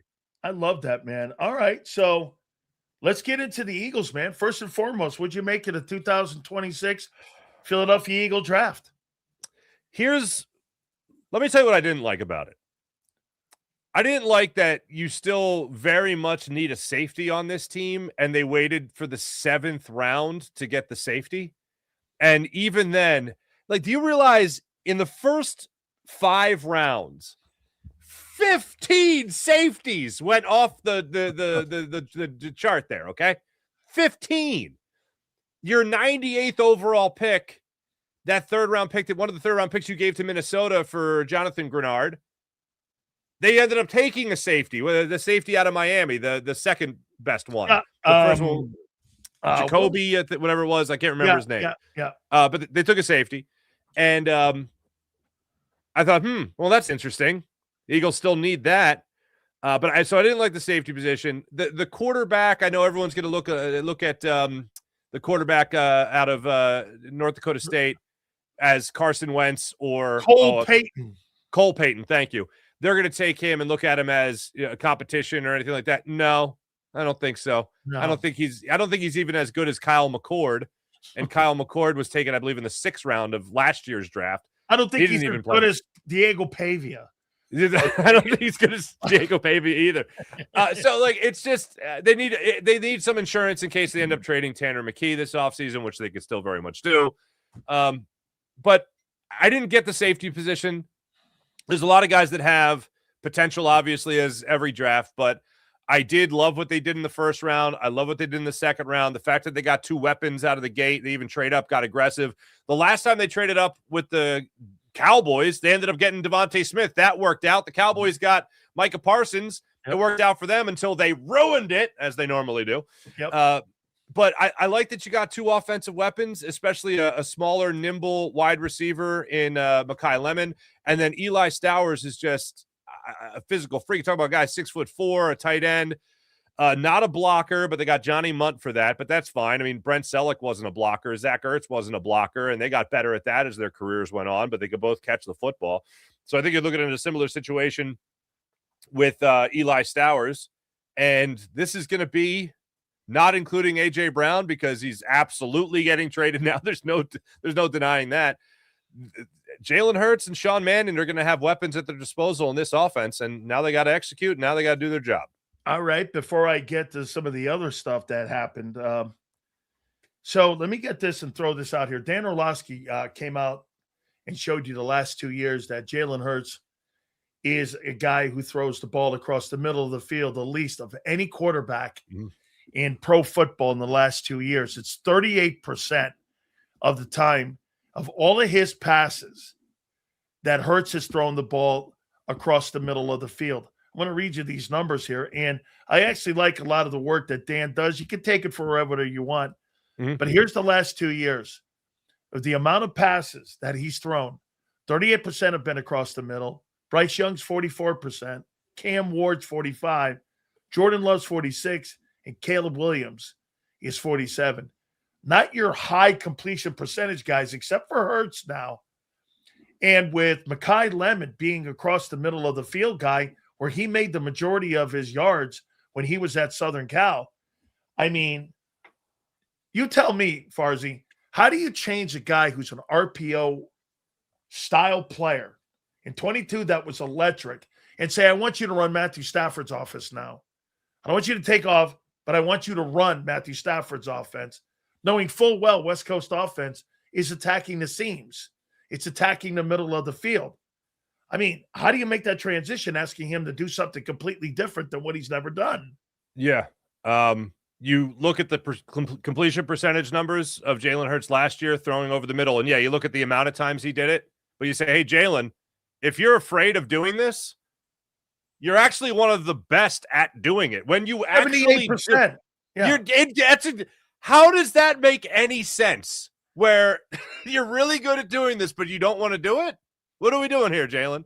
Like that's now. Do you think that's coaching, or do you think that's Hurts, or both? So I think it's a combination of both, and I think evidence of that. And this is one of the things I go to when I look at the article that came out on ESPN by Jeremy Fowler and Tim McManus. So Hurts is supposed to be some for lack of a better term, some jerk, right? He can't coach and whatever. So Kellen Moore comes in here and he's like, Jalen, listen, we're gonna run motion. We're gonna run motion. And Jalen, supposedly, I don't want to run motion. Damn it, Jalen, you're gonna run motion. So with that kind of attitude, they ran motion the 11th most. They used motion the 11th most, or the 11th most used motions offense in all the NFL. They were 11th in the amount of times they used motion. So then Kellen Moore leaves, Kevin Patullo comes in, and they were like 27th in the NFL with the amount of times they used motion. So it goes to show me, Jalen, no, damn it, this is what we're doing. He'll do it.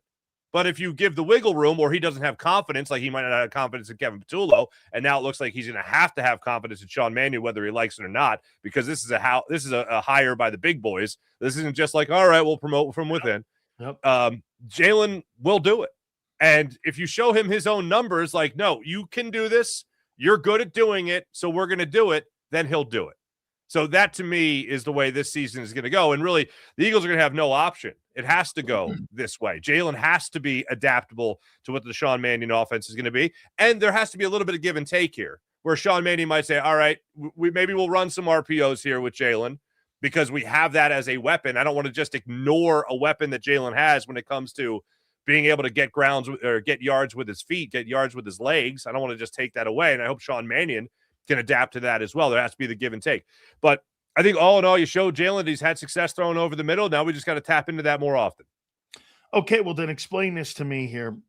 He's had, and you have been fair with him going across the middle when it comes to all the things that he's accomplished in his resume. Sure. Farzy, he's so accomplished and he's so revered. How come they haven't given him a contract extension? Well, this is still, look, regardless of his resume, the Eagles, and you got to give him credit for this, it's all about what can you do for me tomorrow. You know, it's not about what can you do for me now, what have you done for me lately, it's what can you do for me now and tomorrow. And the Eagles, there's two ways to look at it. The one way to look at it is, all right, well, is he going to be good enough to lead a team back to a Super Bowl without a historic running game to fall back on? Is he going to have confidence enough that he's not going to turn the football over if he tries to squeeze it in a tight window? We got to see. So this is going to be the ultimate test with him in this new offense, this new modern offense that this Eagles team is going to run. That's one way of looking at it, where they're just not sure whether or not they could double down on him. Or is it that they're not even giving Jalen Carter a contract right now outside the $27 million fifth-year option? So they have a lot of decisions to make, big financial decisions to make with this roster going forward. They could alleviate some of that by negotiating a contract with Jalen, but they're still going to be tying themselves to him for X number of years. I think it's more of a trial run here. With this new offense that they're going to run, I think it's more of a trial, which I know is crazy to say that. You mentioned the resume. It's crazy to say that about Jalen, but if you're being real, you can actually help your future by extending him, financially speaking.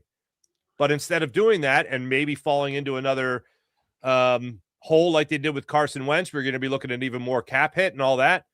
They're deciding, no, he's going to have to earn it. He's going to have to go out there and show that he can win with the new offense and be flexible and coachable in the meantime.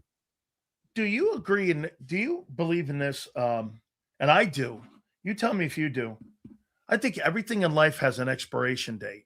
Some are longer, some are shorter. You know, Brady's was longer. Carson Wentz's was shorter. We see guys have these like windows where they're amazing. Nick Foles was amazing in a 26 touchdown 2-pick year. Then he comes back in another small window and he has it in the Super Bowl in that playoff run. Is it possible to say that, you know, Hurts's window with these dual threat guys don't traditionally last a long time, that this is just the expiration date? I mean, to go to Dan Orlovsky's numbers, 62% of the time he throws to the numbers. Okay. And as you said, I think if they would have known that the guy was successful, they would have implemented more plays. Something's not right there with that. Okay. He bails right. He takes a lot of sacks. It's become predictable. Do you not believe that's the reason that they're changing, is because of the predictability? Yeah. It's funny. most people, when they talked about predictability last year, they talked about Kevin Patullo. And I thought that was giving Jalen a free pass in a lot of instances, because it's not just predictable play calling. It's also predictable to what the quarterback wants to do, understanding his tendency. We heard about it all the way back to that Jets game they lost at the Meadowlands, 3 years ago? 3 years ago. Where, 3 years ago, I remember I forget the cornerback that actually picked him off, but they told him, hey, if you go up to the line of scrimmage and then drop back, that ball is going to be in your gut. Boom. The ball was in his gut. You see something very similarly against the Chargers last year, where they have a defensive tackle drop back into coverage and bang, Jalen puts it right in his gut. Like, there's just things that if you show aggression up front, he's going to try to react too quickly and read the defense too quickly. And then all of a sudden he'll make a unfortunate decision and the defense will benefit from that. That's predictable too. That's forcing someone's hand and knowing how they're going to react. Look, I'm not trying to defend Kevin Patullo by any means, but I'm also trying to say that this isn't all on him when it comes to the word predictability. If you're a defense and you're trying to scheme against Jalen Hurts, you're going to try to force him into those situations where you can make him predictable. So now it's about Jalen and this coaching staff helping him and helping this offense become less predictable, make his tendencies and his reactions less predictable from when he's facing facing adversity from the defense, and making sure that they're able to maintain success throughout a season and really throughout a game. I mean, 2 different games last year, you see a completion not made. You see no completions made in the second half, one against Tampa, the other against the Bills. So that's not all on Jalen. It's not on Kevin Patullo. That's not all on the offensive line. That's a symbol that everything was messed up at certain points last season. Okay, so let's get to the elephant in the room with Jeff Stoutland. Boy, I'll tell you, he went scorched earth, man. I mean, he had no holdback. And by the way, you tell me if I'm reading this wrong, Farzy. The perception that the Eagles have of their relationship with Jeff is a lot different than the relationship that he has with them. Because if you listen to him talking, I have nothing to do with them. They're like, hey, I was on the phone with them the other day, Farzy, and Stoutland went, I don't remember talking to Howie during the draft. And I'm sitting here going like, and I get it. The guys over there, they're trying to run cover. They don't want it to be ugly. Do you agree? First and foremost, do you agree he's the greatest position coach in the Super Bowl era of any coach you ever had? And that includes Jim Johnson. Oh, so coordinate. No, position coach. Position coach. Okay. I mean, Jim Johnson was pretty awesome because he knew how to tap into all those different positions at once. But coordinators, I'll put Jim Johnson in a coordinator race. Okay, you're right. Let's put him in. Yeah. Okay. Yeah. Position coach, yes. Assistant coach, yeah, he's up there. But when we talk about position coach, absolutely. I mean, Jordan Mailata, for crying out loud. I mean, you're talking about a rugby player. Dude's in tears that he's not there. Wait, say that again? He's in tears. Oh, yeah. That the guy's not Mailata's in tears. Lane Johnson, all these guys. I just did an event with Jason Kelsey this last week. And still, it's like Jeff Stoutland is just still that angel on their shoulder, more or less.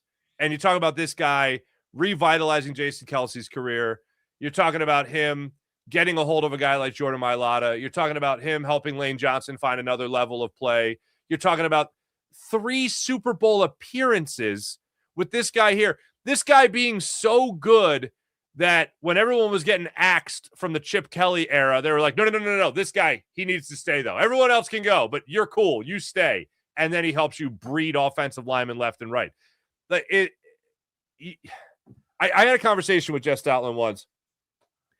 And you just have conversations with people sometimes that are just so damn good at their craft, and you're asking them about it, and they just go to another level. And I asked him, it was funny because I heard part of the Kelsey interview where he talked about he could tell by a way a guy walks whether or not he's going to be a good offensive lineman. And I thought that was really interesting. And what it related to me was when I talked to Jeff Stoutland a few years ago, he told me what he looks for is lower body lateral movement, which is something I've never heard before.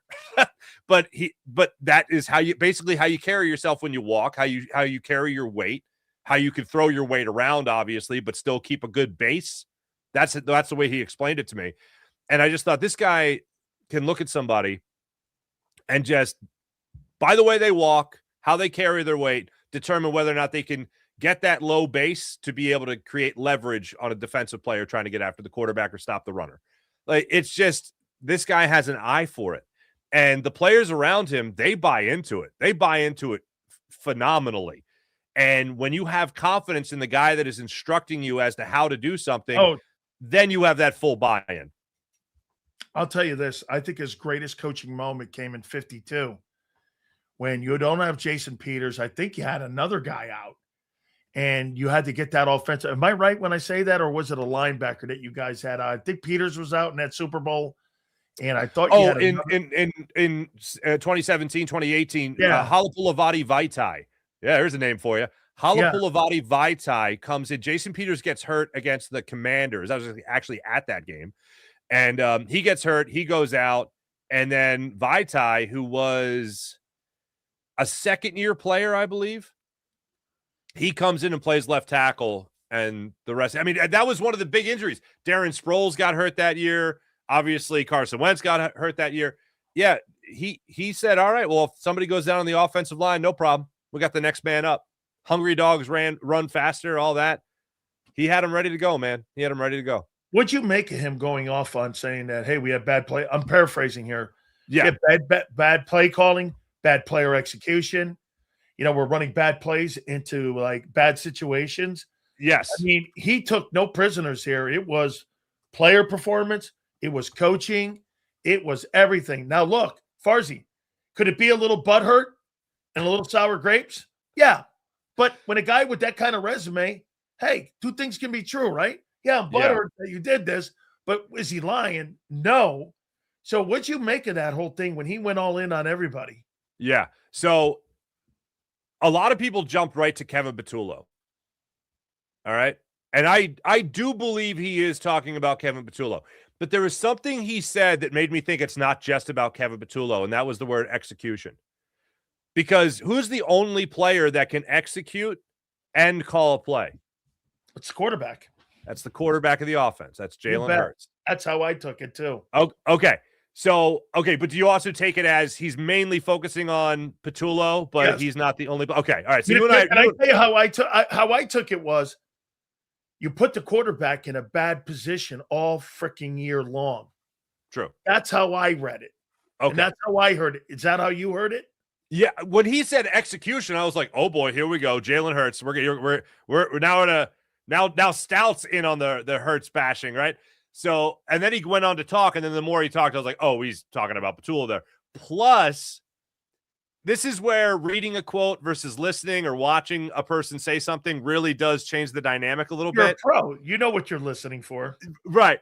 So you listen and you go, oh, this guy, if you give him just – I remember one of my journalism professors just said, sometimes say nothing. Yes. Like basically when you're doing an interview and you hear something, you hear them hiding what they want to say. Just don't respond. Just nod your head for a second and go, mm-hmm. And then they'll get a little uncomfortable and then they become extremely vulnerable. This is a lesson in interviewing for the kids out there. It is. You know, you make the guy that you asked the question to uncomfortable and the person goes, what do you want me to say? Well, I want to hear what you have to say. Yeah. No, go on. I don't want to interrupt. Yes, go ahead. Yeah. So look, Kelsey, I know does not want to have a character assassination surrounding Jeff Stoutland, obviously, so he's not going to lead him into the next question. But it's to me, it sounds like you're pretty pissed at Kevin Patullo here. Oh, yeah. Because the way, again, getting back to it, the way Stoutland was saying these, listening to him say it, it's like he's got a lot more to say about Stoutland. And what I get out of it is, who's the guy that kind of pushed him aside as the run game coordinator? Well, that would be Kevin Patullo. And that's where I think the axe is the grind. Nick's, absolutely. Without Nick's blessing, it doesn't happen. But I mean, I think if you're even in the corporate world and you have a job to do at a meeting to make some kind of packet and you'd make the packet and then they go, oh, by the way, no, we're going to take Bill's packet, by the way. It's like, I thought that was my job. Why do we have Bill's packet? It's your job to be the run game coordinator. Then all of a sudden, different running formations are out there. Different running schemes are in there. And you're going, I didn't do this. How the hell this happened? You think Stoutland was pissed off that Nick sided with Patullo and not him? Absolutely. Who the hell is Kevin Patullo? You're going to take his word over mine? I've bred you offensive linemen. I've been to 3 Super Bowls. I protect your quarterback. You just had the biggest, one of the most historical run games in the history of the sport, and I'm the problem? More of that guy is the answer? I'm out. See you later. I absolutely think he has an axe to grind in that regard. All right, let's get to the other guy. Dude, I'm going to start calling you the Philadelphia Cowboys here in a minute because, I mean, there's more going on in Philly than, when I started talking about your team, I was like, the Eagles are kind of a boring team. They're not really, no freaking way, man. Every day there's something new to talk about with this team, and I got one here with Jalen Carter. So, dude, I've been being told by everybody in Philly that Jalen Carter's getting this 3-year, $35 million contract extension. And I'm like, pump the brakes. There's no way they're giving that guy a contract extension. And they give him the 5th year, which, by the way, $27 to $28 million is a pretty nice number. But you know what I take that as? I think that's where Howie and the organization want that number to be at. And that's why they picked that up with Drew Rosenhaus saying, we want to be here because if you go back to the combines or the owners' meetings, was it, when Jeffrey Lurie was asked the question about Jalen Carter, oh, yeah, he's a nice player too. I was like, no, hang on here. That's not quite the endorsement that I heard him glazing over Jalen Hurts. Yeah. So, I mean, you think there's a little bit of a disconnect there going on between the agent and with the organization going, you think he's 35. We think he's 28. Yeah, there's definitely one has a higher value than the other. Absolutely. But I think the Eagles are playing this perfect. I do too. We talked about Jordan Davis for a year. You had asked me about Jordan Davis a number of times. And we talked about it like the best plan of action here. And that was only for the grand low price of $13 million. Similar to exactly what Nolan Smith got this year. But we said, whoa, this guy hasn't gotten a handle on his weight yet. We haven't seen him have sustained success. We've talked about the snap count going down, although there's some reasoning behind that other than staying in shape. But you're going to give this guy a 5-year deal at like top dollar, reset the market. No, you're not going to do that. You're going to say, all right, dude, bet on yourself. And then you go ahead and get the bag. Show us you deserve the bag. We'll give you the bag. Jordan Davis's weight, that was his problem. What's going on between Jalen Carter's ears is the problem. It's not weight. It's the way this guy's mind operates. Like, for instance, can you get through a season where you don't spit on the opposing quarterback? That'd be a good first step. Can you get through a season where you're not getting thrown out of a game or you're not getting in a shoving match or we got to worry about what's going to happen between the white lines where you don't control your temper? Also, can you be healthy? We're talking about a shoulder injury here. Can you come back from a shoulder injury? Show us. Use this 5th-year option as the show me year, and we're going to give you a great big, forget about a bag. We're going to back up a Brinks truck to your house and just hit unload. That's what we're going to do. I think they're handling this perfect. This is exactly the way I wanted the Eagles to handle it, and this is the way they're handling it. How about Farzi? Couple more here for you, brother. Does this go back to some of the pre-draft stuff when we talk about character with the guy that, look, definitely. I'm going through this a little bit with Bain. And, I know Ruben very well. I know Tolbert Bain. I played with him at the University of Miami. He's his uncle. Obviously, there's a Kane connection. So I've spoken to him, and I told him, I said, so here's what happened in the meetings when he was being interviewed. He refused to answer some of the questions about the accident that happened. Uh-huh. And then it came out that I knew this in December. He had to know another one. And so I said, let me tell you something, man. You know how you stop an avalanche? You get out of the way. I said, what you need to do, son, is to get out of the way, own it. Hey, yeah, man, I'll tell you what, unfortunate situation. Charges were dropped. The family's, very unfortunate. She's like, we hope he goes on to have a great career. But it was very unfortunate, which is odd, especially in today when everybody wants to file civil actions against you. Right. And there was another one. So this was decision-making, and that's my problem when we're talking about guys like this. Not going into the Giants game where he could have played. Those shots that he took were useless. So it was kind of an agent thing. And those shots he took, Farzy, it's not a medical procedure. It's just like getting a cortisone shot. And so you can play through this. He didn't want to play through it because he didn't want to put bad tape up. Then the spitting incident, then some of the stuff that goes on out there as well. You think they're concerned about all this and all these little like pause buttons? Yeah. If they weren't concerned, he wouldn't be talking about a 5th-year option. He'd be talking about a 5-year deal. Yep. They're absolutely concerned with. I mean, look, I don't even think there's room for doubt in this regard. The Eagles showed you exactly what they're thinking by offering that and again, I think if I'm in their shoes, if Howie Roseman's calling me and be like, hey, how should I handle this? I would exactly what they're doing.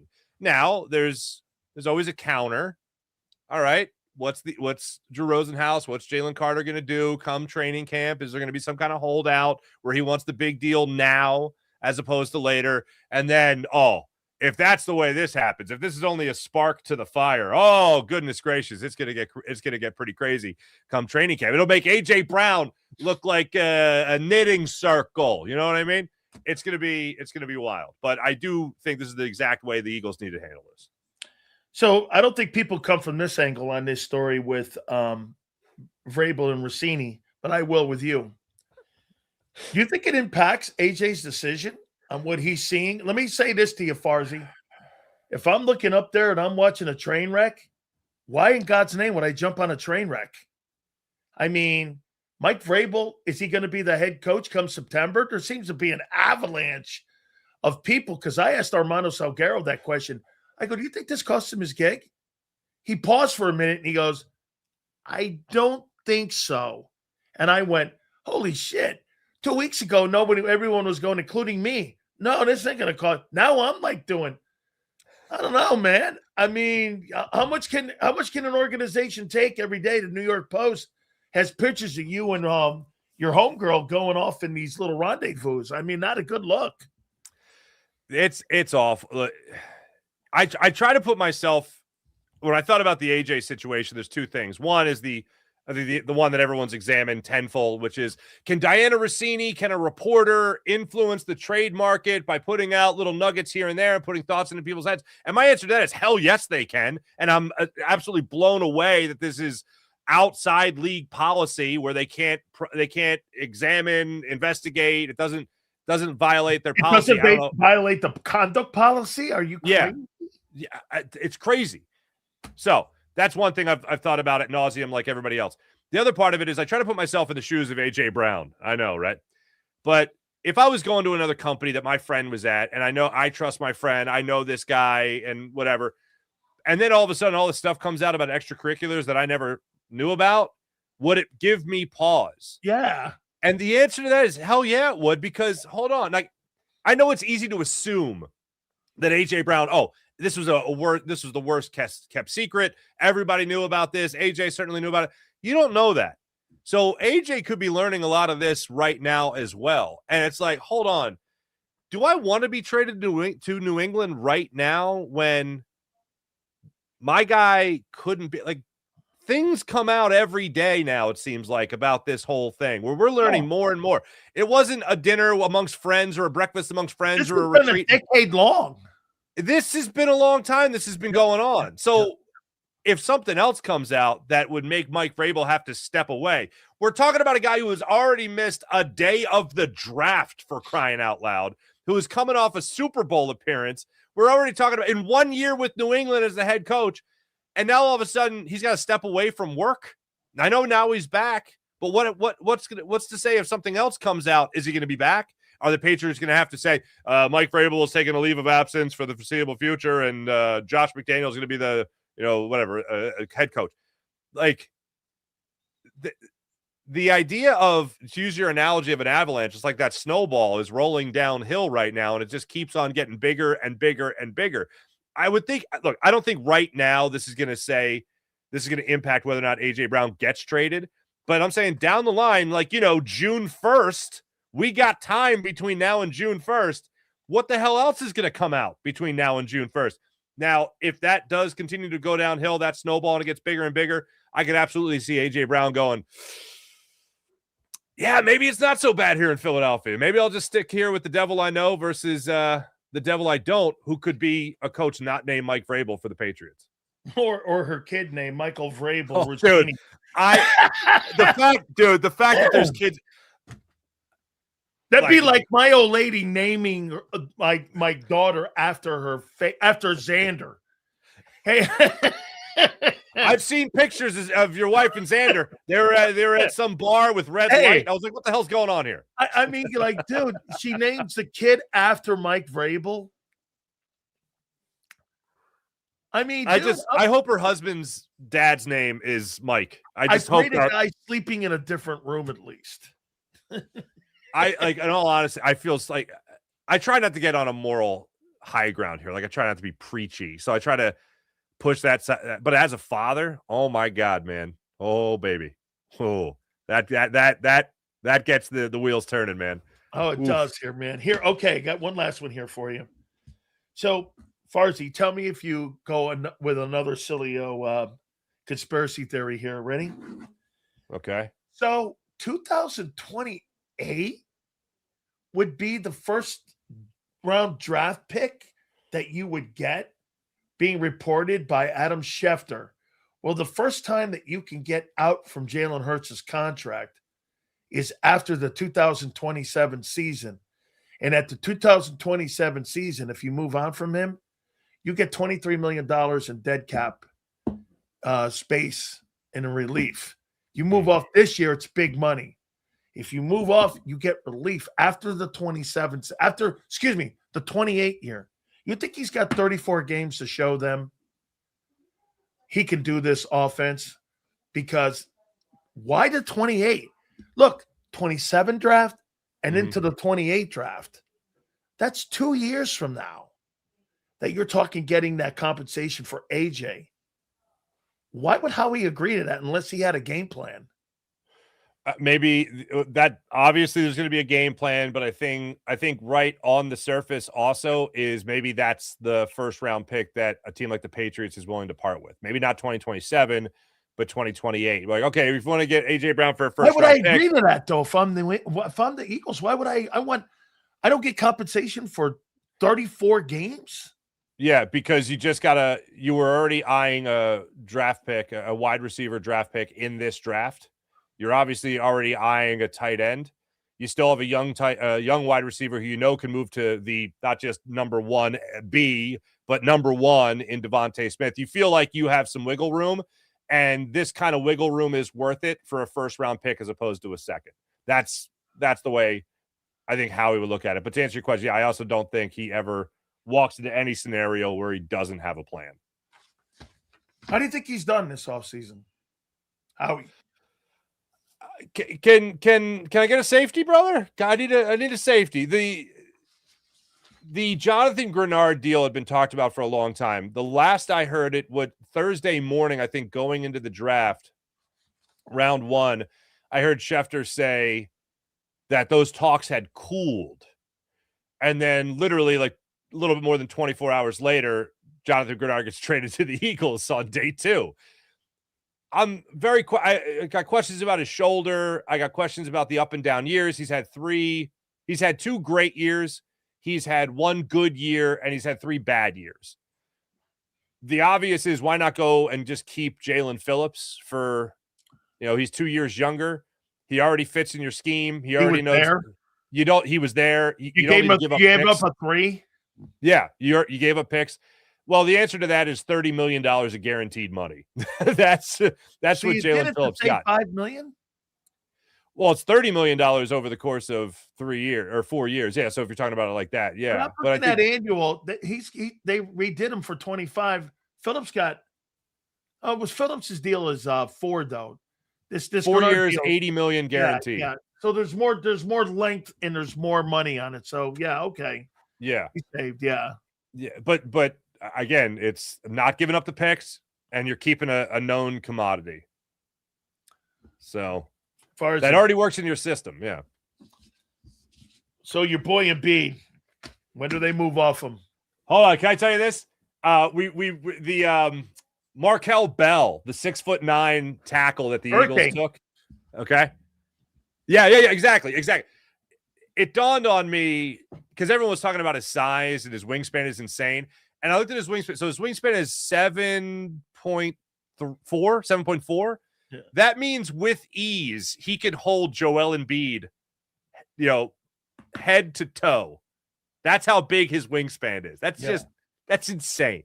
But Embiid, I don't have high hopes. My God. You're either a guard team or you're a center team. I don't think there's much of it in between. Bro. The process was an epic fail. The process, this isn't a conversation. This isn't a question. The process was an epic fail. I'll give you this.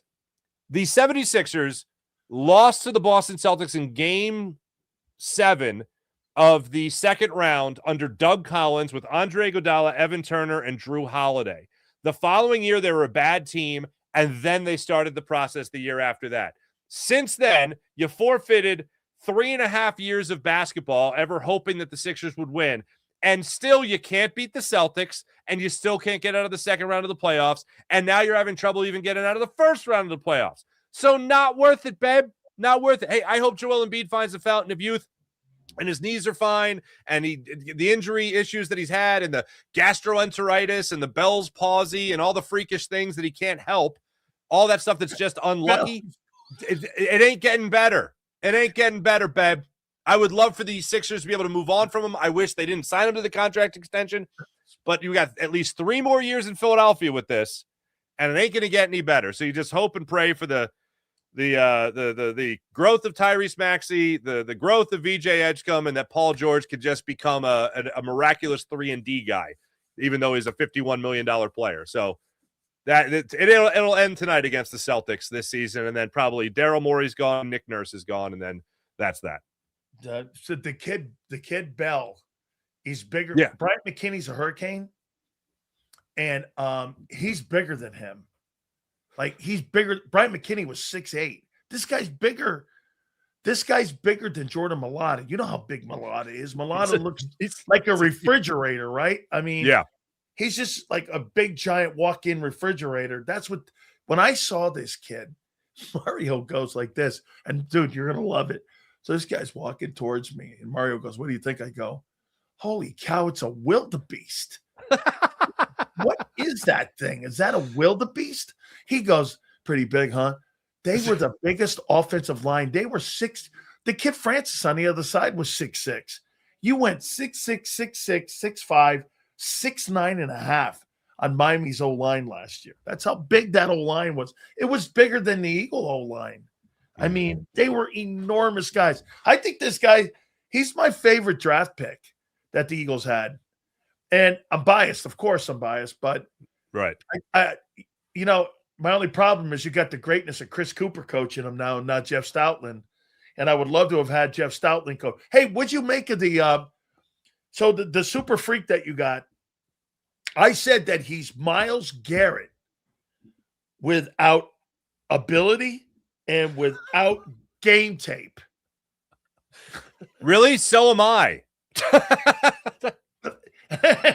Without ability. Yeah, but wait, your measurables aren't Myles Garrett's. This is true. Debatable. I mean, but yeah, if you're standing on a Tokyo phone book, but right. You're talking about U.R. Bernard? Is that who you're talking about? Yeah. He's a freak. Is that who he is? Okay, sure. I don't want to hack the name up and disgrace the guy. Sure, okay. Yeah. The Nigerian guy. Yeah. From the Yeah. He absolutely looks like that. He looks like he is a guy that you don't want to mess with. Certainly a guy you don't want to line up in front of. Yeah. Hey, look, that international program with the Eagles, especially, it did them wonders with Jordan Mailata. But the thing is, they had a guy named Jeff Stoutland here who was ready to, mold him into one hell of a left tackle. And at one point a year ago, the best football player, highest rated football player in the NFL, 2 years ago now. Who's going to be that guy? Is Clint Hurt going to be that guy? He worked him out. He's gotten a lot of praise from other defensive linemen throughout his career. this is going to be an opportunity for him to really make his mark. And the other thing that's interesting there is that if this upcoming season is truly the last year of Vic Fangio, and Clint Hurt can use this project for UR Bernard and make him look like at least a serviceable defensive tackle this year, then you're going to be talking about not only a guy taking over as a coordinator that's going to be the heir apparent to Vic Fangio, but a guy that knows how to coach. And that's something that gets lost. Guys can be good defensive play callers and all that, but if you're really a great coach and you know how to reach people, you know how to reach your players and really get the best out of them and then really put them in the best possible position for them to show off how good they can be, that's going to be a big brag for Clint Hurt going forward. So it's a big challenge for him. See if he's up to it. Here's a little tidbit for you. So if Clint Hurt does get that job, guess who your D-line coach is going to be? Who's that? Jason Taylor. Really? Why is that? Well, he's down there at the University of Miami. And when he was going to get the job, and by the way, he just put 2 kids in the first round, Hakeem Messidor and Ruben Bain. And so this is his first group of guys. And Jason Light said there's no way we're not drafting Ruben Bain at 15 if we hadn't seen the things that Jason Taylor has done. And so before he got the job, what's the kid? Hallaby, the kid from or the guy from Green Bay that got the head coaching job. Clint Hurt was interviewing for the defensive coordinating job. He called up Jason Taylor and said, I want you to be my D-line coach if I take the job. Eagles call him back. By the way, guess who represents Clint Hurt? You got it. Drew Rosenhaus. And I know Clint well. Clint played at Miami, was a defensive tackle, wore my number. I okayed it. The whole thing was it's really cool. These guys all call all the guys if they were 47 or whatever. So, and I asked him, I go, so if you get the DC job next year, he goes, Jason Taylor, and he goes, that'd be my first choice is to get Jason Taylor in here as my D-line coach. How would you like to have Jason Taylor coaching your edge room and teaching your edge guys how to rush the passer? I mean, look at the job he just did by putting 2 guys in the NFL draft. So that's just something to keep an eyeball on. Hey, the more bald men in Philadelphia, the better, as far as I'm concerned. Yeah, absolutely. Farzy, my friend, this stuff never. So the Phillies next year, Alex Cora, are you going on record that that's your guy? If Don Mattingly just continues the downward trend that the Phillies are on right now, I'm going to be taking calls absolutely for anybody. But Alex Cora, I think, would be a great fit. But right now, you got Donnie Baseball on the bench with this squad, a team that also needs a shakeup as far as hitting goes. Now he's got the authority to implement it. Donnie Baseball fails, Alex Cora is on the phone. But if Donnie Baseball fails, I think Dave Dombrowski's out as well. So it'd have to be the next president of baseball operations idea as well.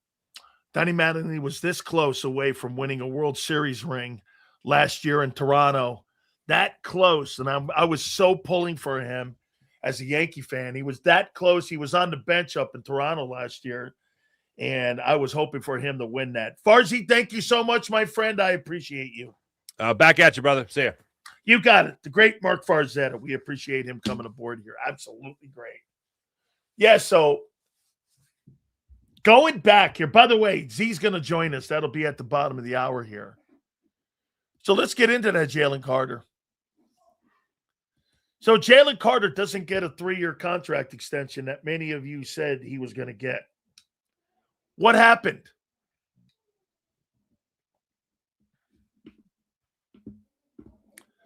And I heard John McMullen say today, holding pattern? You think agents are in holding patterns? Look, John talks like about the organization. I'm telling you what Drew Rosenhaus is thinking. And as a player thinks, I'm in no holding pattern. Holding pattern? I don't work for the Eagles. I'm telling you how Drew Rosenhaus thinks. If Drew Rosenhaus thought about the organization's best interest, he'd have no clients. That's not how Drew Rosenhaus has made his name. Being in a holding pattern. And if you happen to think that Drew Rosenhaus is not going to hold that against the Eagles, that you didn't give a 3-year contract extension to Jordan Davis this offseason here, you're out of your minds. You think that guy is not going to hold that against you? You think that guy plays fair, Drew Rosenhaus? You're crazy when you think that. Holding pattern. What are you, psycho? Agents like Jimmy Sexton don't work in holding patterns. Hey, for the organization, great. You're never going to hear me come from that angle because I don't give a shit what the Eagles do. I'm telling you what Drew Rosenhaus is going to do for his clients because I've known that guy over 40 years. That guy's had more Miami Hurricane people than you can imagine. That's how he made his name. Seals, if you're Elliot Wolf, why would you take AJ and keep the stink of this situation on the franchise?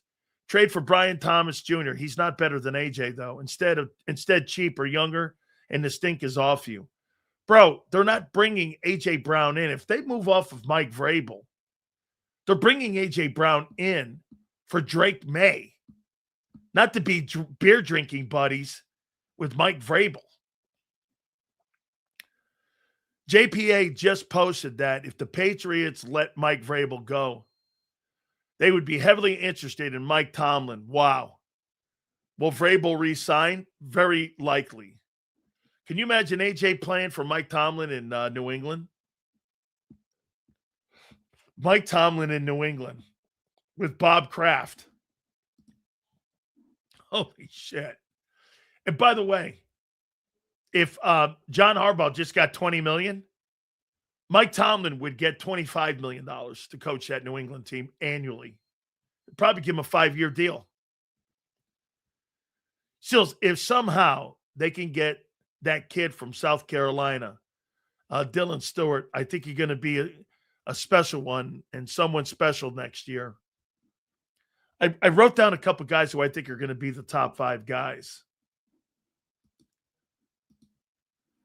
I absolutely love Jason Taylor. Messidor Sills, great job he did with him, didn't he? He did. Hit the like button, guys. We appreciate you. Couple minutes, we're going to get Big Z in here. Sills, if Hurts struggles to get the ball to AJ, no rookie wide receiver is going to help Noodle Arm.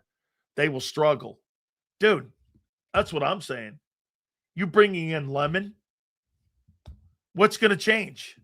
Oh, the style of offense? So you're going to change the offense. You're going to change AJ out, put a rookie in, get less experienced, and the quarterback's just going to take all that in, and they're going to win like normal. AJ, hey, Lemon's not an upgrade to AJ Brown. Anybody who thinks that's an idiot. I saw this story. Seals, you hear about the Texas Tech transfer? Brendan Swordsby, gambling addiction.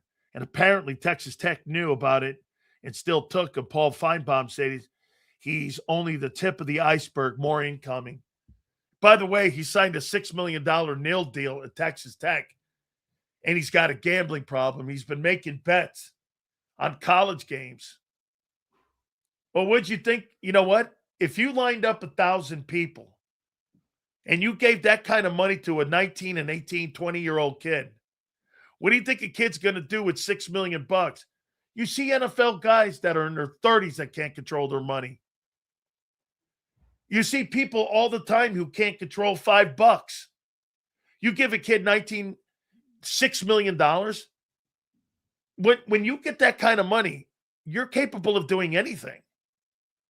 And plus you do this. Trust me when I tell you. I had every credit card on the planet. Yeah, I'll get the limos. Yeah, I'll get the dinner. Hey, you want a couple bets? Put a couple $100 on this. Hey, do this. Back in the day, we had these green sheets or these yellow sheets, and there were betting slips. You want to put $5? We used to bet in college. Completely illegal. They were $5 cards. You'd pick a parlay of teams And if you won like $100. I did that in college. I didn't know it was illegal. I mean, I bet on my team. I'll tell you one thing. I know Alonzo Highsmith. The vice president of operations for the Patriots. Highsmith put $100 a game on us to win when he was in college. He would take it and roll it over. We went undefeated, of course. By the time he got to the national championship game, he had $1,100 on us. And, I mean, he kept winning. Shit, I know people on my team back in the day. Bettors used to come by all the time and ask us, hey, who's hurt? Who's this? I'm like, what the hell is this? I had no idea. I didn't know. I had no idea what that was. You know why? One of the reasons when you're an NFL player and you go on the road, do you know that you're not allowed in the bar area of every hotel that you go to? Because you know why? That's where the gambling guys hang out, looking for an advantage to see who's playing and who's not playing.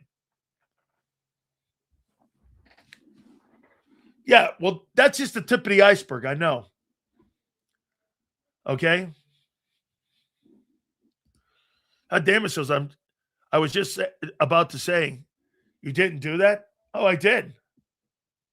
Hey, dude, I'm like every other guy. And by the way, we don't lie. I'm not very good at it. Why didn't Jordan, the two Jalen's not getting contract extensions? What is going on? Both Jalen's on a prove-it year, Sue. Who would have thunk it? The two most important players on the team and the two Jalen's are on a prove-it year. Sills, you think Vrabel will resign? Why not? Here, I want you to put this in proper context. All Mike Vrabel did was have sex on his wife. What in God's name has he done wrong football-wise? Now, we're talking about Father of the Year. The guy's an asshole.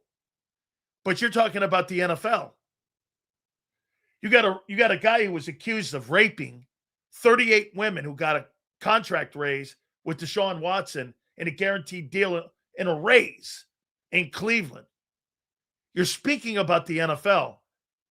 Screwing on your family? Screwing on your wife? What's that got to do with the NFL? Do I think he's wrong? What's that got to do with the way I cover the guy as a football guy, not as man of the year? So you don't think that's bad? Of course I think it's bad, but what's that got to do with anything? Are you under the impression? Hey, so wait. So Mike Vrabel had sex on his old lady and a reporter had sex on her husband. Why are you people shocked when people have the onion peeled back on who they are? It's because my wife cured me of this a long time ago. You know what it is? If you give people the benefit of the doubt, that's on you. Like everyone was shocked that Tiger was a scumbag. Why are you shocked? Because you revere him and you hold him in high regard? I hold my grandfather in high regard. I mean, I hold Father Bob, my priest back in the day, my aunt in high regard. I don't hold people. Mike Vrabel is like SpongeBob. He's on the tube. How the hell do you know who he is? It's like all these assholes who go, Silio's a racist. Have you ever met me? No. Do you know anybody who knows me? No. Do you know anybody in my family? No. Then shut the hell up.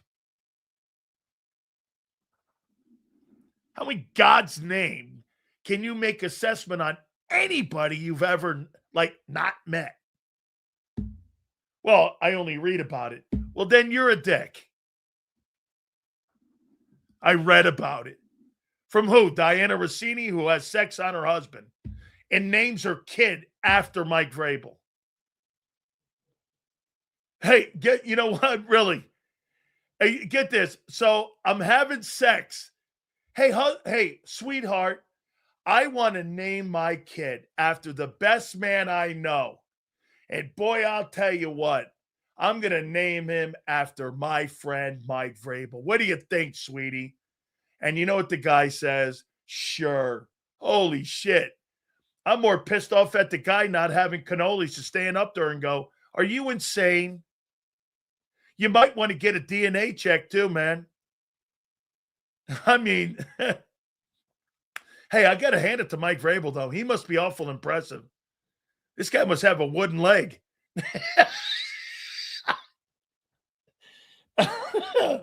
Holy shit. Going on resorts and shit. It's called the National Felon League for a reason. My kid can't stand the players in the league the way they act. My wife's not shocked. M. Reyes, I told you numerous times, the reason why you're not really manly, you've got a size 7 foot. Men don't have size 7 feet. Okay? I know chicks with bigger feet than you. Okay?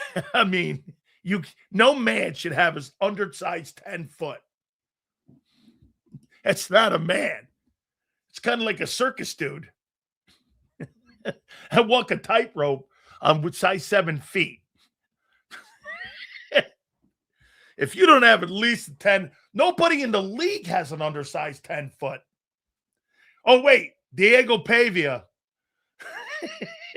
Diego Pavia's got a size. I think Diego Pavia and my daughter could probably wear the same spikes. I hear he's got a tryout with the Ravens. So is this how he looks when he looks up at Lamar? Like, wow, look at that. That's a real athlete there.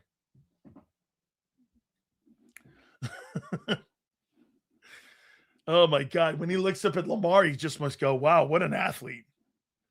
Yeah, Diego Pavia looks like he belongs in a circus. Bring on Reyes? Absolutely not. That would be like me bringing on minor league people on my program. And I like to have stars on my program. So Reyes is more like a doorman. He's kind of like Sirianni. So, I mean, you know, I don't really like – Sirianni belongs in a strip club as a doorman, according to Jeff Stoutland, by the way. All right. Without further ado, I can't wait to see this one here because Big Z, man. Jeff Stoutland, this guy was on a heater yesterday. And I saw Zander this morning with John, like, you know, but we're going to go knee deep in. We're coming off the top rope here on this bitch. Look what I got here for Z. We're ready to roll. Without further ado, my boy, Big Z, he joins us now here on the show. How you doing, brother? What's up, Sills? How you doing, man? All right, Z. Let's start with Jeff Stoutland. Okay. What's he better? Oh, yeah. Of course he is. If I had a resume like that, I'd be better too. Well, and go get a head coaching job. No. I'm the guy that's responsible for the organization. Wait. So you think Sirianni should have even less say than he already has? No, I'm saying that two things can be true. He's bitter and he's right. He's not wrong. Okay, is he bitter? Yeah. Is he wrong the way he handled it, like AJ's handling it? Yeah. But let's start here. Okay, so who do you blame this more on? First, he said this. It's player execution. It's running shitty plays into shitty plays. And there has to be a guy who's the overseer in all this bullshit. Sounds like to me was a 3-headed hit job there. Like this guy was working for the Genovese family And he just decided to go there on the New Heights top podcast, and he cleaned them all out. He said production and all that. Who do you think he was aiming this more at? Well, I honestly think it's the boring answer, but it's true. I mean, don't we all feel like I think honestly, most people who are being unbiased would say watching the Eagles offense last year looked like a little bit of incompetence from everybody. The players, the coaches, the coordinators, the play calling, Nick Sirianni's inability to address it as it was going off the rails, Jalen Hurts' inability to elevate when they needed him to elevate, Saquon Barkley's inability to get past the line of scrimmage, the offensive line's inability to move and block people. I mean, I felt like when we watched it, it was all, that's what it was.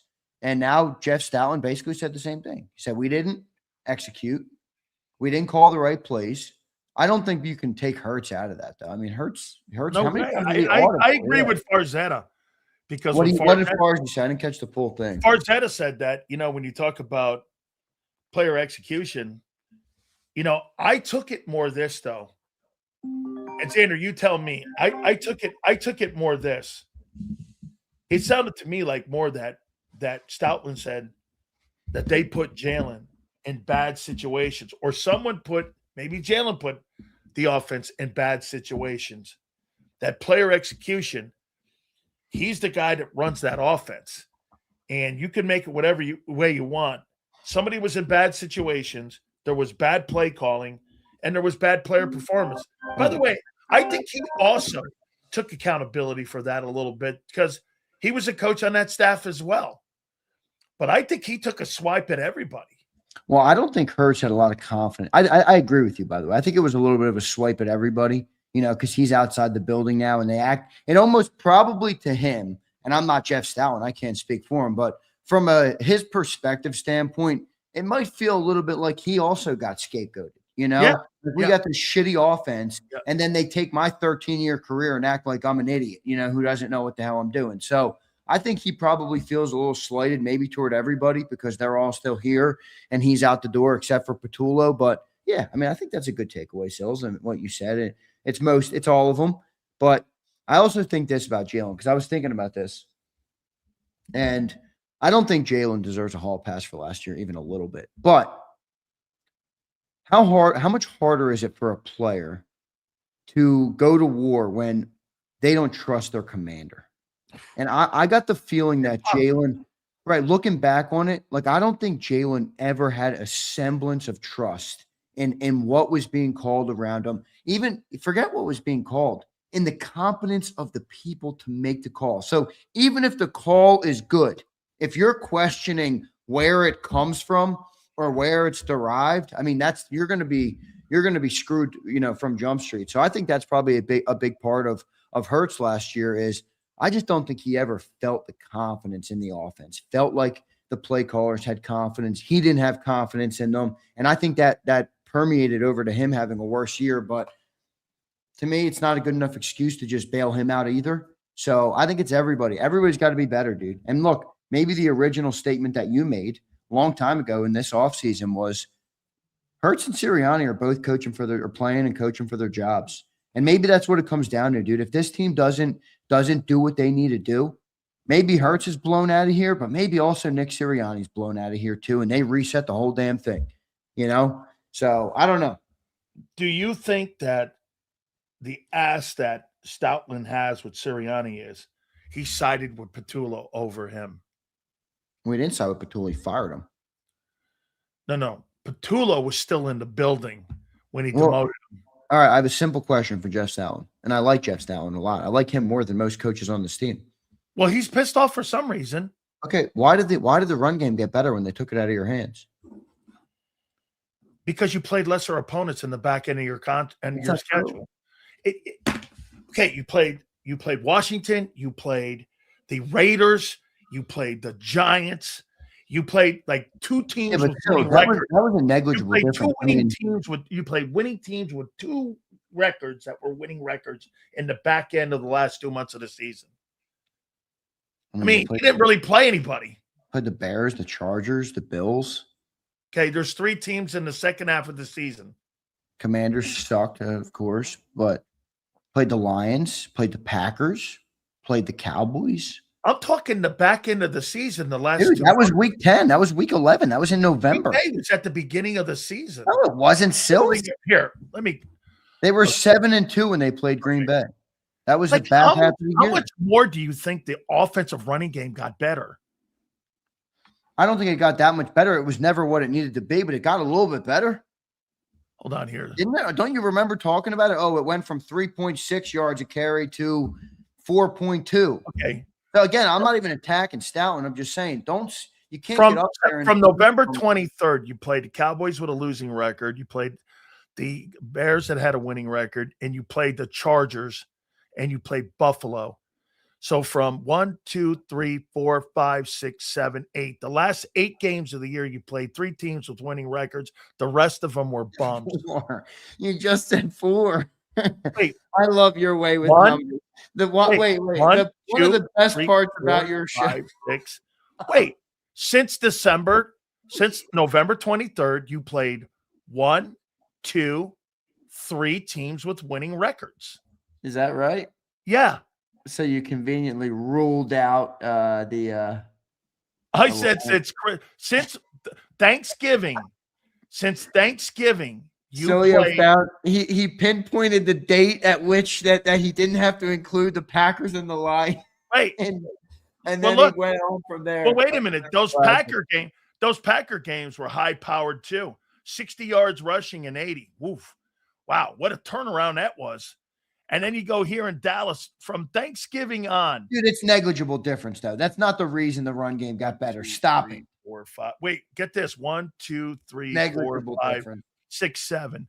You were 4 and you were 3 and 4 since Thanksgiving. On the way, actually 3 and 5 counting the playoff game. From Thanksgiving on. Bang! How you doing? They didn't play good overall, but the run game got better. And so we're firing Stoutland over. Okay. Hey. I'm not telling you I agree with them firing Stoutland. Why are you conflating this? I'm not conflating. I didn't say that at all. I am not. I'm just saying that Jeff shouldn't speak like he had, oh, I'm the end all be all and everybody else is the reason that we were unsuccessful.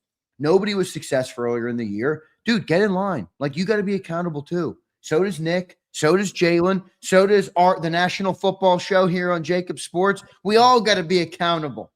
All right? Big Sills is always here for the accountability, and I'm going to put accountability. There's nothing worse than somebody who's unwilling to take accountability. How about this? Ready? So I really like Dan Orlovsky. Oh, man. So in the last 2 years, the dude that throws the ball the least across the middle of the field in pro football right now with qualifying quarterbacks is your quarterback in Philly at 38%.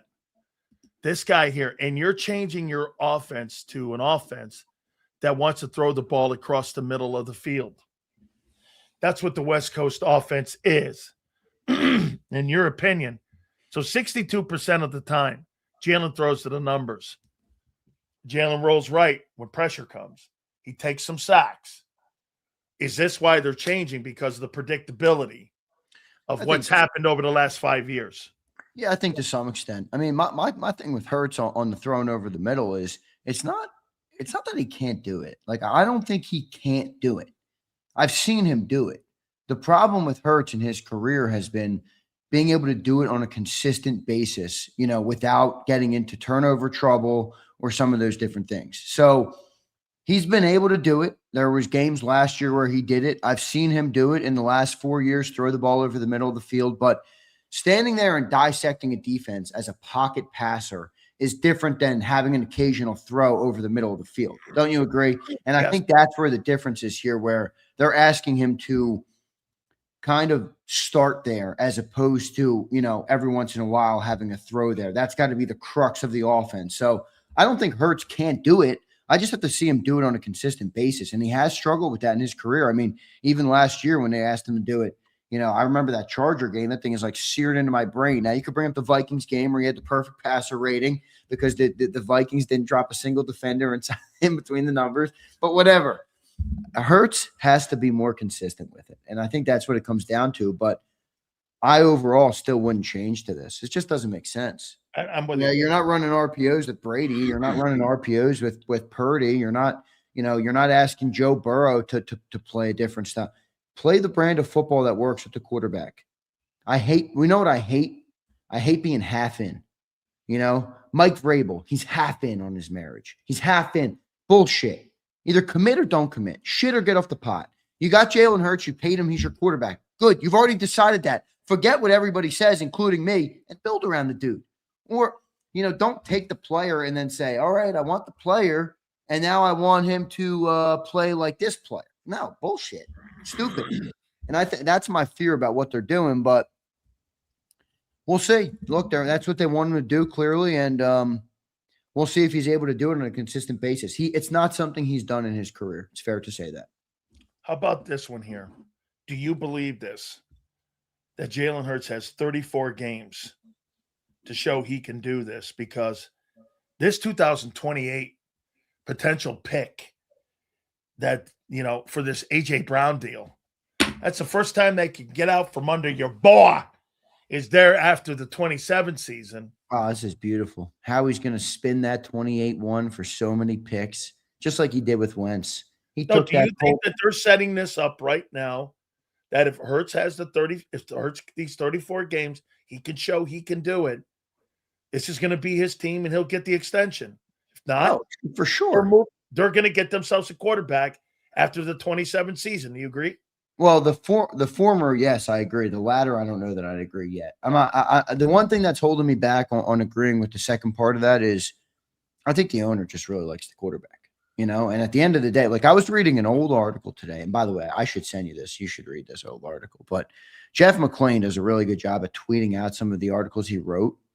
He wrote this article in 2021 when Doug Peterson was fired and they hired Nick Sirianni as the head coach. And he has this in-depth piece about Alec Hallaby, who moved on today from the Eagles front office, which is kind of a big deal, everybody. Most people don't know who that is. Birds 365 listeners should know who that is. But he writes this piece about the hiring process of Nick Sirianni. And a lot of the firing of Doug Peterson had to do with the owner taking back control of his football team. Doug stopped wanting to use the analytics as much. Hallaby was a big part of the analytics department. Julian Lurie, his son, is a big part of the analytics department. So for the very first time in coaching interviews in the Eagles' history, Julian Lurie had everybody in the interviews, the way the article was written, has their own line of questioning. So Jeffrey Lurie has his line of questioning. Howie Roseman has his line of questioning. The analytics people, all the different staffs. Julian was put in charge of the questions for the analytics department. And basically what Jeff McClain wrote. What's that?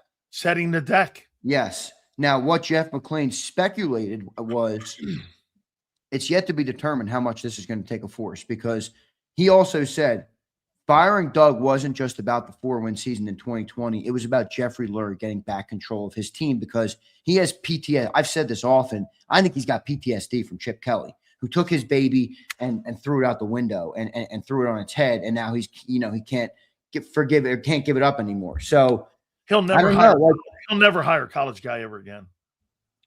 I just wonder if you're right about Nick Sirianni just being a fucking mouth. I mean, he's just doing whatever they want. I think John's got it right. I think Nick knows how to be a politician in that building. I really do. I think he's mastered that, dude. I think he knows how to play the tea leaves in there, and that's what keeps his job. By the way, I think that's a trend going across the NFL all over, not just in Philly. Yeah, but I care about it in Philly. You said this before about, hey, the old school John Gruden, Bill Belichick, that Andy Reid guy. When Andy Reid leaves, you ain't seeing that guy ever again. I mean, Mike Tomlin will be the next guy probably if he ever wants to come back coaching. John Harbaugh's, those guys are rare breeds, dude. They're looking for people that are young and get along and go along. Yeah, well, that's a bad way to do it, but it's hard to Yeah, but argue. you know what? I got to tell you this, Zander. Back in the day when we were players, nobody knew. Fans didn't know who owners were. Now these owners are prominent. This is big time television Especially now. Laurie. Dude, he's like one of the most profiled owners right now. I see him. I saw him at the 76er game. Yeah, I saw Like, that too. I saw him there with Big Dom, right? He's a Celtic fan. Yeah, he tried to buy the Celtics. He tried to buy the Patriots too. Yeah, he tried to buy. He's like a New England guy, right? Yeah. Okay, got another little honey here for you. Where's Jalen Carter's 4-year contract extension? Dude, this is such a bullshit topic. Okay. This is a crock of shit. Dude, it's so simple. They pick up every 5th-year option unless there's a question. They picked up the 5th-year option. The guy had a down year. You want them to shell out 40 M's when he had a down year? No. So they I picked heard up the people. option. No. I'm not It's saying a placeholder. Hold on, Go I'm and not earn the contract, and the contract will be there. You're taking it wrong. I'm not saying they're doing it wrong. I'm saying Jalen Carter, and I'm saying you're saying it in a Sileo put me in the corner type of way. No, I'm saying Drew Rosenhaus. Oh, so wait a minute. You think Drew Rosenhaus and Jalen Carter were expecting a 4-year contract extension? I know they were. Was Jalen Carter expecting to become the highest paid player at his position after a shit year? Yeah. Okay, well, don't have a shit year. I know that for a fact what Drew Rosenhaus did. All right, well, he had a shit year, so that's something he's going to have to answer for, not the Eagles. Okay. This guy goes out and balls. You think he's coming back? Yeah. Okay. You don't think that guy with Drew Rosenhaus doesn't land in a landing pattern or a holding pattern. Dude, remember, they still have 2 years with him. So if he plays great this year, they have him under contract for next year on the 5th-year option. They're going to pay him next summer. Okay. Just like Jordan Davis.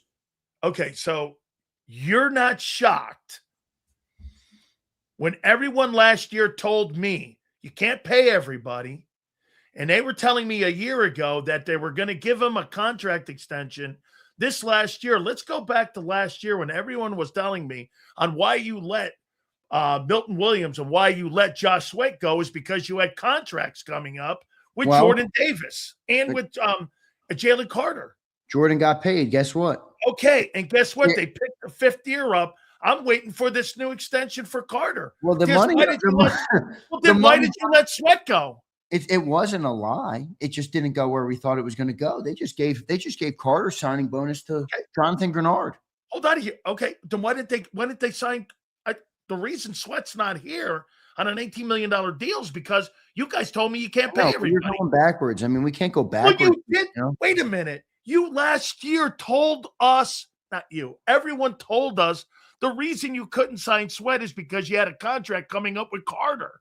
Well, there was a lot of different things at play here, dude. I mean, remember all those salaries on offense were going up too, so that's a big part of it as well. Hurts' cap hit was 20; it's going to 40. Was that not a talking point for everyone? It was 100%, and that you're right that turned out to be not the reason. Maybe they just didn't want to pay Sweat. Okay.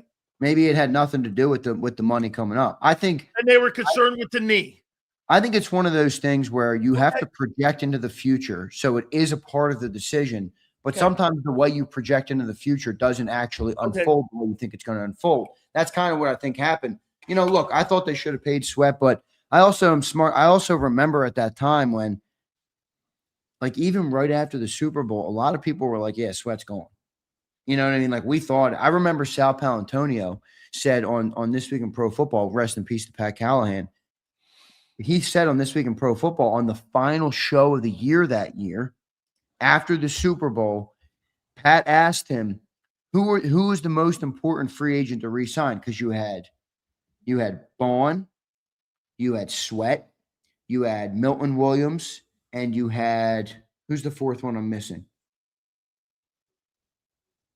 Who's the fourth guy? Sweat, Milton, Bond, and who? Isaiah Rodgers, is that it? Isaiah Rodgers. Yep. Because he went to Minnesota. He went to Minnesota. And Sal Pal, I remember being shocked by his answer because I thought it was going to be Bond, who obviously just had an all-pro year, or I think it might have been that, or even could have been Beckham we were talking about. But he said, no, the number one person this team needs to re-sign is Josh Sweat. And I remember to myself producing the show. I wasn't on the show. I was producing, and I said, damn, Sal Pal, because Sal Pal knows stuff especially with Philly. He's well connected in Philly, especially. So he's connected all over the NFL, but very, very much so in Philadelphia. I remember being like, man, I wonder if he knows something about them wanting to pay Sweat or thinking that that's a bigger position. Maybe they just didn't want to pay the player. They ended up trading for Phillips, and now they've ended up trading for Grenard and paying him.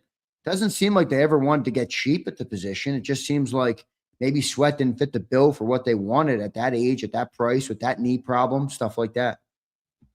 Okay. I want to take you on a little journey here for a second.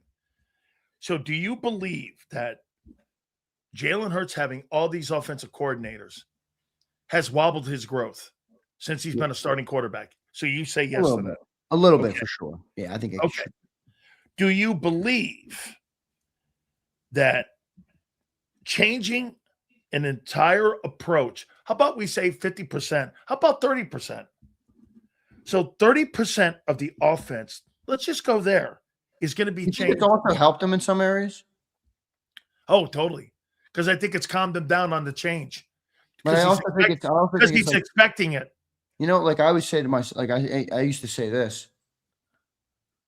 I think when I first started doing shows, it was helpful for me to talk to John and talk to you. Very different styles of broadcasters, very different roles. Here I answer, you're the host, obviously. I answer when I'm in the morning, I'm the host. John answers. He has a very different, like I felt like at the time that made me a little bit more versatile as a broadcaster. It is. So I'm just saying, I'm not saying it's 100% a positive for Jalen to have a new coordinator every year, but no. Is it helpful that he's got a different dude each year? All right, I learned this way. I'm good. I know everything. I know a little bit of how to do everything, Well, if your boss was changing things out from under you all the time, and it was good and bad and sometimes awful and sometimes great, would you have a lack of trust for your guy making those decisions? Yep. Well, why do you think Jalen has a lack of trust with Nick? How could he not? How could he not? Yeah. How could he not? I'll use John's line. It's human nature to go like this. Does Jalen have one day that's good. One day he's a good guy. Next day he's a bad guy. One day he's average guy. One day he's bad. When does Jalen Hurts go like this? Fuck this. I'm not trusting anybody in the room. I think that's what he's done. But at the end of the day, I would love to know. I'd love to get Jalen to, we'll never get this. I don't even think we'll get this after Jalen's done playing. But like, what does he know and think about the organization? And what I mean when I say it's that is knee jerk. Does he think though that Nick has more power than Nick has? Does he understand the complexities of the analytics department I just brought up, the Julian Lurie's of the world? You know what I mean? Like, I wonder if he knows that Nick Sirianni has to play politician a little bit. Jalen has always struck me as a dude who's smart enough to know what's going on around him. So I do wonder what he thinks about that. Okay, let me ask you this. When all the things that you've been through in your company, all of a sudden you get your company in a great light, in a great direction, somebody parachutes in and says, hang on here. I want us to do something completely different here, and you're just getting everything back online again. My question comes back to you. You're 50-18 in 4 years. You've been to 2 Super Bowls. You win 1. Who in their right mind would come into a company and go, hey, you know what we got to fucking do? Let's change the whole goddamn thing up right now. Right. Who made that call? There's no way Nick made that call, and there's no way Howie made that call. So you got to go along with your owner, and you're going with that owner who you just said wants control of the team. That's not winning formula, dude. That's a train wreck in waiting. Well, because you know why? Look, I just asked you. If you think all those coordinator changes and now you're going to change 30% of the offense, how in God's name is that going to be an easy transition? I think Morty's right. Overthinking it. Jalen doesn't waste time thinking about this shit. He's getting $50 million. He's cashing his check and he's showing up to the magazine shoot, right, Morty? I'm showing up. Me, if I had that kind of money, I'd be at the Rolex store every day. Yeah, me too. Man, I'd be there buying Cartiers and Rolexes, bro. I'd be at the car dealership is where I'd be buying fucking cars. I like Rolexes, man. Yeah, all right. So I got something here for you. Post-draft. roster ranking. Looking good post-draft, baby. Here's the Big Sills post-NFL draft roster. Can't say best team on April 28th, but you could say best rosters. And here we go. Number 1, the Los Angeles Rams. At a Pro Bowl corner, you got Stafford, you got Jared Verse. How you doing? Man, do I like that team. You pissed they went with a quarterback in round 1? You bet your ass I am. How can you be all in on Stafford? Either you're, get this, I think what they did, Les Snead and Kevin Demoff, the management guys, they're building the team for the future. Sean McVay goes, I'm going to be in a TV booth in 2 years. What the hell are you doing here, man? And the thing with that is, too, I don't even think McVay would want a rookie next. I think he would want a veteran guy. He wants somebody. Right. You know what I would have did? I would have asked Matthew Stafford and said, hey, Matthew, do you want to come back another year? No. Hey, Baker, don't sign that deal with the Bucks. We'll take trade a 3 for Mac Jones. You think Kyle Shanahan's going to trade that guy to Sean McVay in division? Yeah, no, I'm not thinking that's worth. Well, how many more years is he under contract?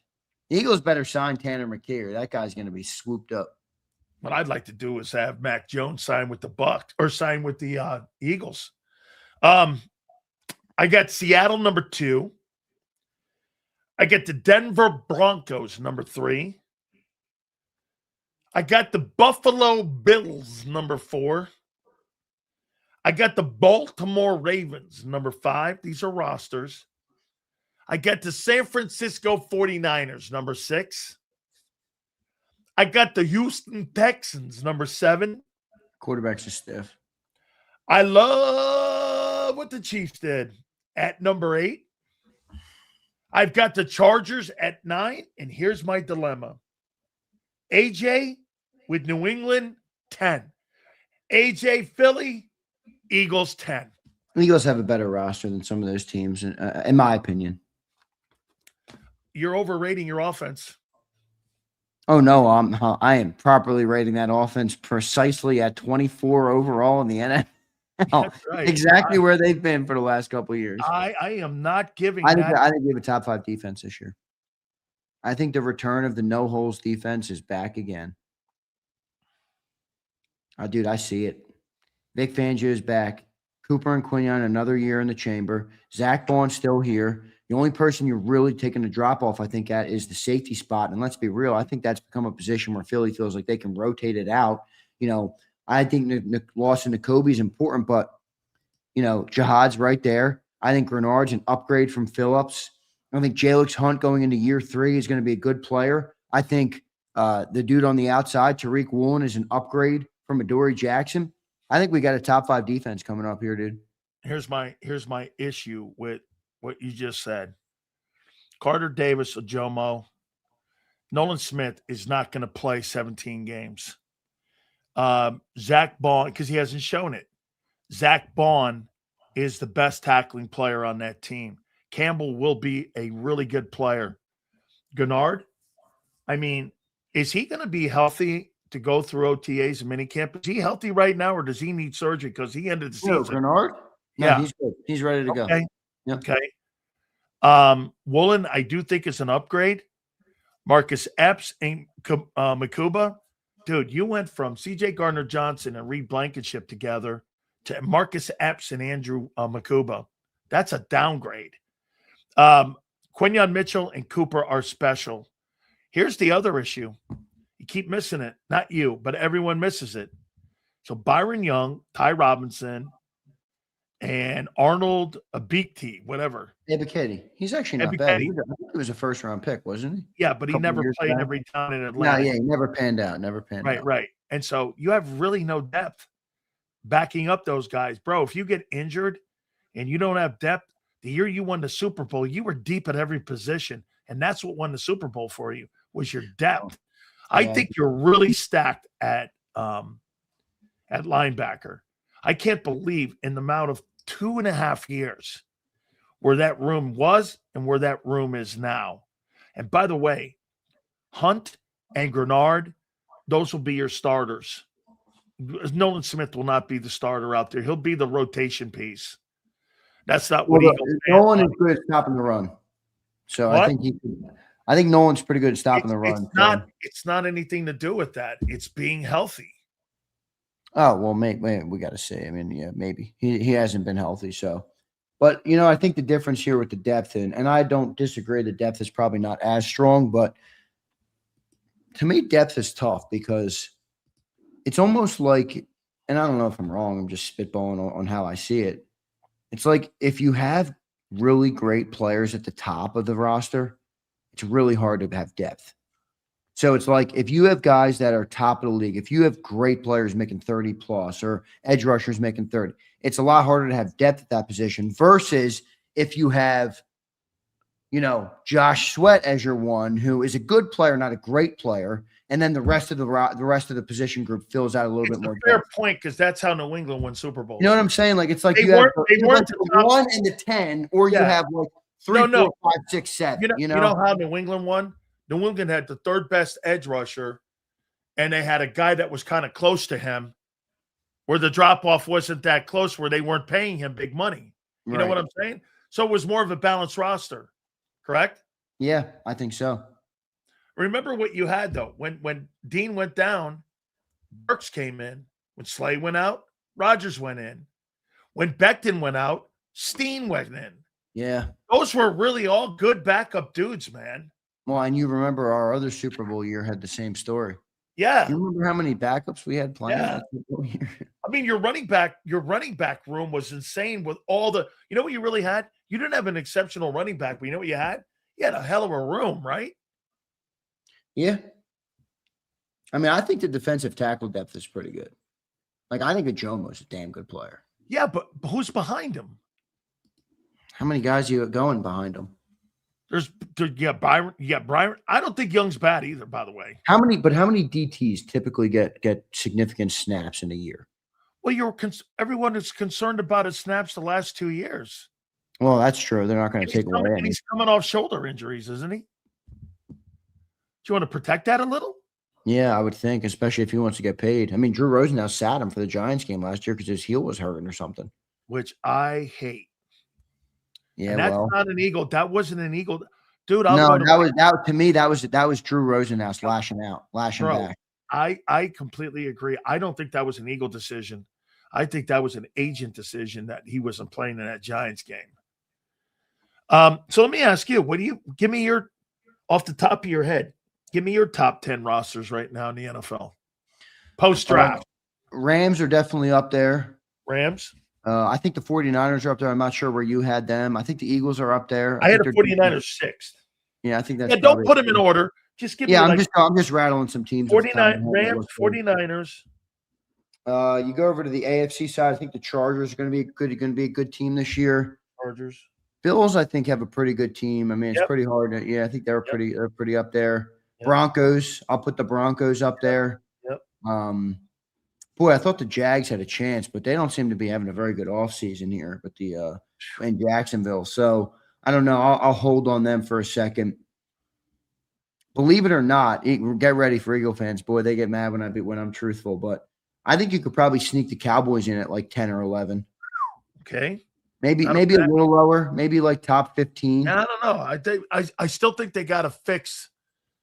I still think they got to get their corners situation. But did they not improve their secondary with Caleb Downs?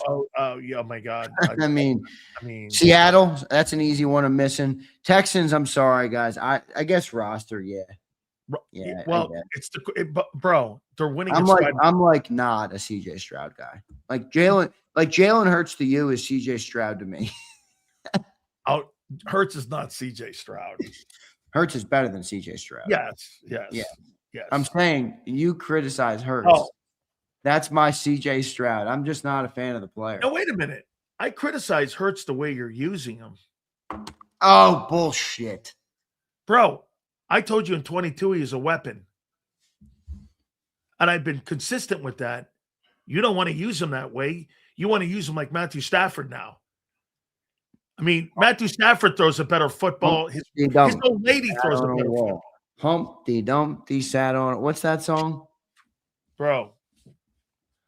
I have never, ever said, like I said, when you use him in dual threat and RPO, I've not changed in 5 years, me talking about him.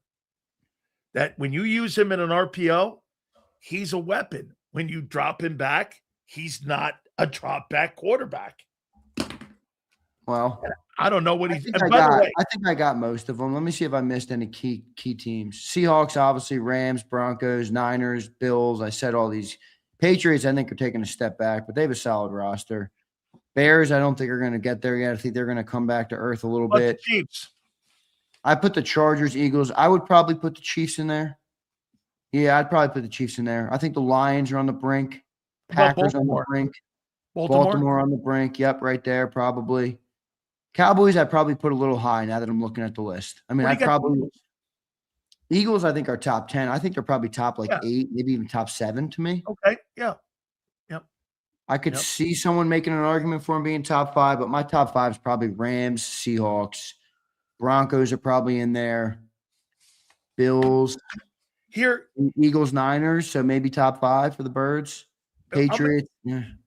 I'm going to give you my take on the 2026 offensive personnel for the Eagles, and this is where I'm on April 28th going to make my comment here on this. I'm not giving that offense the benefit of the doubt anymore, dude.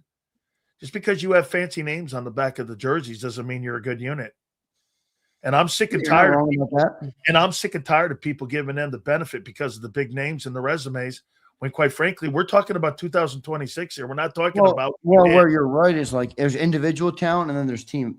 And this is a team game. So you can have a bunch of great individual players. If your unit sucks, then your offense sucks. You know, it's that, like to your point, it doesn't matter who the names on the back of the jersey are. If you guys can't play together, if you guys can't be productive, then it is what it is. So I think that's fair. I saw Prince said, are the Giants in there? I said, Dart's a stiff bucket. He's my number one stiff alert. The loss of Alec Halaby is what? No comment from Sileo. He doesn't want to critique his Giants with the fucking New York Giants. Oh, that's not. It is. No, it is. No, I like a lot of people. Yeah, you won't critique the Giants. Notice, guys, there's one team Sileo will never shit on. He'll shit on the Cowboys all the time. You know, when Texas boys in here, he liked that. He'll never shit on the Giants. It's a good pull by you. Jackson Dart is a fucking stiff. I grew up. I put Cones in the end zone for that team back in the day. Whoa, here's interesting news in the NFL. Nothing for the Eagles, but the Lions declined the 5th-year option on All-Pro linebacker Jack Campbell. Injuries. Probably still coming. All-Pro? Man. Why would they decline the 5th year on that? I don't know. He's a good player, dude. He is. Remember they drafted him like 18 overall? Morty says he'll shit on the GM. Why? Yeah, because he's the worst GM in all of football. That dude's that dude's horrible.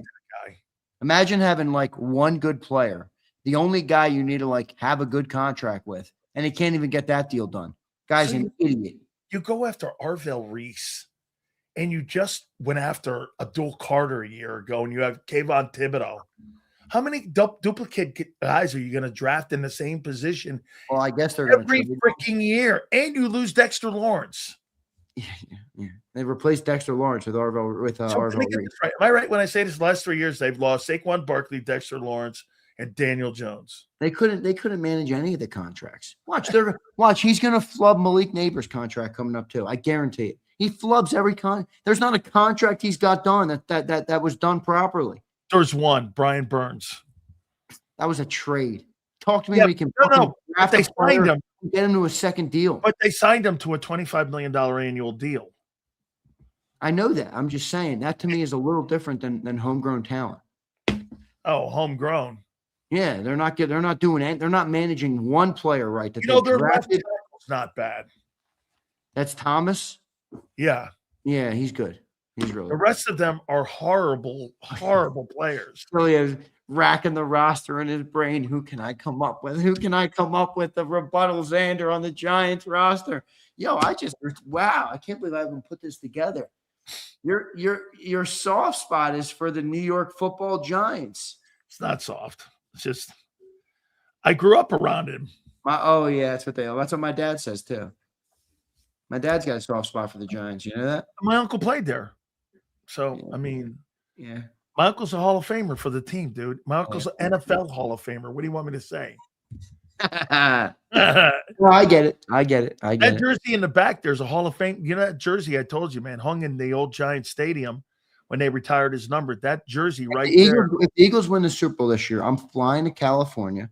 I'm walking inside your home with a sledgehammer, and on air, I get to destroy the Cowboys helmet that sits on the top shelf. How's that for a bet? If the Birds win the Super Bowl, I am flying to California, and I am sledgehammering that live on JAKIB Sports. Let me tell you this. If the Dallas Cowboys, and they're going to this year, win the NFC East, I'm going to wear that helmet for 4 hours. No way that helmet's getting on your noggin. Oh, my God. Hey, the loss of Hallaby is what, dude? Actually, apparently a big deal. I mean, I don't get too caught up with these dudes because I don't know what these dudes do. I don't know. Another dude who looks 17 years, though, he was in the building. Another guy that looks like he should be carrying a notebook. I don't know. We're talking about football here, you know. So who knows how big of the impact is. I'll say this. Danner's calling him a bookworm. There's been moments in the past where I expressed concern about Howie losing a lot of his front office guys. And every single year that goes on, the guys that leave don't do as well. And Howie continues to do well. So I'm not going to get my panties in a bind about the loss of Alec Hallaby. Goodbye and good riddance. Thanks for helping the Eagles build a team for what you did. But Howie will be just fine. I think he's seen enough. I think he knows enough. And I think he is the real head of the snake in the front office. So yes. I'm not too concerned about it. Yes, Joe Banner did a really great job with him. And he did. And can I tell you where I think Alec Hallaby, you know, where I think he ends up and what he ends up doing? Like you said, this guy looks like a bookworm. Okay? He is a bookworm. Unfortunately. I mean, it's just the truth. Okay. Don't be shocked if he becomes the new CEO and the new like general manager guy of Wisconsin football. I'm just throwing that out there. You know, those new I could see that. You know, these new GM guys, they're kind of the ADs. Bro, they make $5 million a year. Yeah, John speculated on X. Just speculated, I'm not saying, but he speculated. He thinks Alec maybe was getting impatient because he's been there a long time and he kept getting interviews for GM job and just never got one. So I think he maybe wanted to change the scenery. That's a good call by you. Maybe he goes to a college team. You know, when Rosenberg left, Jake Rosenberg, who Hallaby kind of filled Jake's shoes. Who again, you know, did that make a big difference? I don't think so. But when Jake left, I forget what Jake went and did. He like started his own firm or something that helps with college players. Consulting like agency. Yeah. Like so maybe, I don't know. Maybe Hallaby teams up with him. Maybe he goes and GMs a team. Who knows what he does? But I got pretty good confidence in Howie. I think Howie will be all right. You think this last one here? You think that the Dallas Cowboys are going to package up George Pickens to the Raiders to get Max Crosby? No. New quarterback in the building. I just don't think Jerry wants to get rid of that great offense. Well, Jerry, right? I'll tell you what. I don't think that kid shows up to camp. That kid's a headache. I would have traded him at the draft. Dude, he is right now showing you why Pittsburgh got rid of him. You know, or that kid's a fucking good player, though, dude. He is. Dude, that kid's a good player. On draft day, what you and I said? So you and I both went like that this. Dude can ball, dude. When Pickens was at Georgia, remember he went in the second round. You and me went like this. Dude, that guy's like as good as any SEC wideout that's come out. He's a good football player. Can you imagine this? Patriots trade a 1 for George Pickens. What would happen? Do you want to go from the Boston Strangler to that? I'm saying, what would that mean for A.J. Brown? Oh, that means, to my point here then, if you're A.J. Brown and you're looking at that train wreck that's going on up in New England, don't you pause and do this, E? Man, do I really want to go up there right now when my homeboy may not be there? I mean, do I maybe want to face this and go kiss Jalen's ass in the ring? Yeah. Hey. Also, what's up with the paparazzi following Mike Vrabel everywhere? Did you see now they're putting pictures of him? He bought like a something in like an airport store or some shit. I'm like, dude, leave the dude alone. Oh my gosh. He brought his old lady. Hey, how do you know? How do you know it was for his old lady? I don't. It could have been for anybody, Sileo. Hey, but then well, wait. How do I know it's his old lady? He bought it at an airport store. Yeah, right. He spent about $48 on it. Yeah, right. He goes to the $2,800 a night places in Sedona with receiving. Let's read some of these supers, dude. Oh man, I gotta stop, man. Oh, that's funny. That's funny. Here's Ramir. Look at this one, George Owens. Yeah, I saw that. Ramir says Jeff said that run past 3rd and 15th wasn't it. Well, someone tell Jeff his offensive line couldn't block a traffic cone, and he's part of it too. Coming off the top rope. No, because it's not that. It's just I don't think anybody, player, coach, anybody should be up there professing that somebody else on the offense didn't do their job. I would have been cool if Jeff Stoutland said, we all had a bad year. Like I had a bad year. Our offensive line had a bad year. I don't think we had ego out of this. Well, dude, that's the truth. I'm sorry. You can't get up there. You can't get up there and say it was good. Clearly, it's not that hard, guys. It was this. Well, fucking do something about it, dude. Your offensive line was not that good last year. It's almost like the players matter. You think Nick has an ego? To some extent. When he's screaming at the fans? How's that? Everybody's got an ego. Okay. Well, so does Stoutland. Yeah, everybody does. But there's a healthy ego and there's an unhealthy level I think you can get to. You know, I think Howie's an example. A delusional ego. A delusional ego. Maybe. I think Howie's a pretty good example of actually a healthy ego. Like he obviously has an ego because he knows he's a great general manager, but I've never known or seen Howie get complacent. No. I see him continuing to evolve as a GM. No. That to me is you have an ego because you know you're good, which is confidence, right? Yeah. You want to have confidence. By the way, if you meet somebody that has zero ego, that's a red flag. That means they have zero confidence in themselves or their abilities. That means zero. That means I don't trust you. Exactly right. Why should I trust you? You don't even think you can do it yourself. Yeah, that's right. That's not working. So I think there's a healthy ego, and I think Howie's shown that. But Jeff Stoutland getting up there and acting like it's everybody else but him is stupid to me. Yeah, I got a little bit of that. I did. I had a little bit of that. Listen, Jeff, go back on your podcast store and shut up about the Eagles. Well, at the end of the day, too, you did say something that was completely right, and it ends the story about Stoutland. Hey, bro, we all work for someone in the world. And when your boss tells you this, if you don't like it, you can always quit. Bosses work for somebody, too. That's the guy. That's the guy. No, if the guy don't get I'm beholden to the business in some ways. I don't get the cash in the account. We go to motherfucking zero, motherfucker. All I know is this: I got your old man opened up the show. I'm on my summer schedule. He said, he's not gonna let that one go. Hey, what? He goes, hey, we're 1 minute. Let's go. I'm like, tell him to fuck off. Tell him Zander gave me the approval. Tell him to fuck off. I'm not doing that. You could. We're not. No. You know me. I like you. I love you guys. All right. Well, all right. One more. We got more supers. Here's soup. That's it. That's all we got. Bring on them. I don't bring on guys. I reread that. I don't bring on guys that have a size 8 foot. That's not gonna. Dude, why are you like overly infatuated with Emraeus' foot? Who cares? Because he's not a man. Because a man who has an undersized end foot is not a man. He's a tightrope walker. Oh, look at you going. Look at you, the arbiter of men is Big Sills, apparently. Oh, I know what a man looks like, man. You know what a man is? He's a man. Yeah, apparently, maybe you know a little too much about what a man looks like. Yeah. Hey, no. Guy with a size 8 shoe. Bryce, you see that? I got your back, Emraeus. He's got the worst takes on the planet. He makes my show, though. I got Emraeus' back. I like Emrayes, actually. He's gone. I just defended him for no reason. I actually like the guy. Sue is the one that's always causing shit in here. Sue's not causing any shit. He's always like, you said this. Sue's a legend.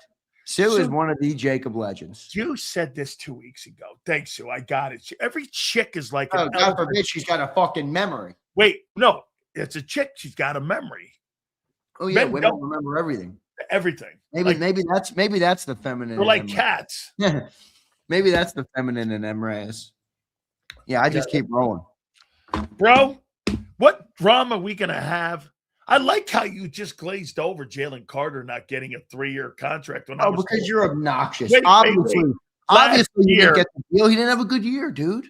Well, last year I was told he was getting a 3-year contract, 4-year contract. And he didn't have a good year. We told you that before he had a bad year. Okay. He was an all-pro and dominated in the playoffs the year last summer. Remember that. Okay, so last year everyone was telling me about Reed Blankenship. No, Jalen Carter deal. No, Reed stinking ship. We didn't need him back. Hey, so Jalen doesn't get a contract either, right? So the 2 Jalens are on the line for 26, right? The 2 Jalens? Nah, I don't think so. I think so. Jalen doesn't run this offense right. He everything, and that comes down to the owner, dude. The owner loves him. I'm telling you, I'm gonna send you that article I read today because I'm gonna make a point to you. Do you think the owner loved Wentz when he gave him 32 annual? No. I don't think I always. How do you give somebody $32 million a year and not like him? Well, he liked him to some extent, but I think he was enamored with his football ability. 2017 was a year for the books. I mean, people shit on Wentz now, but that was some of the best quarterback play I've ever seen him. Bro, I swear to God, after the first 7 or 8 games, I kept doing this. This guy's fucking Brett Favre. I mean, he looked like Brett Favre. I'll never forget the first game of that year. I think it was the first or the second game. And Carson's like rolling around in the backfield, running around, and he just hurls one downfield to Nelson Aguilar, who's just down there and just catches him. I'm like, holy shit, this dude has a cannon. But yeah, no, I don't think the owner liked Carson Wentz nearly as much as he likes Jalen Hurts. I honestly believe that. You tell me all the time that the owner is impatient.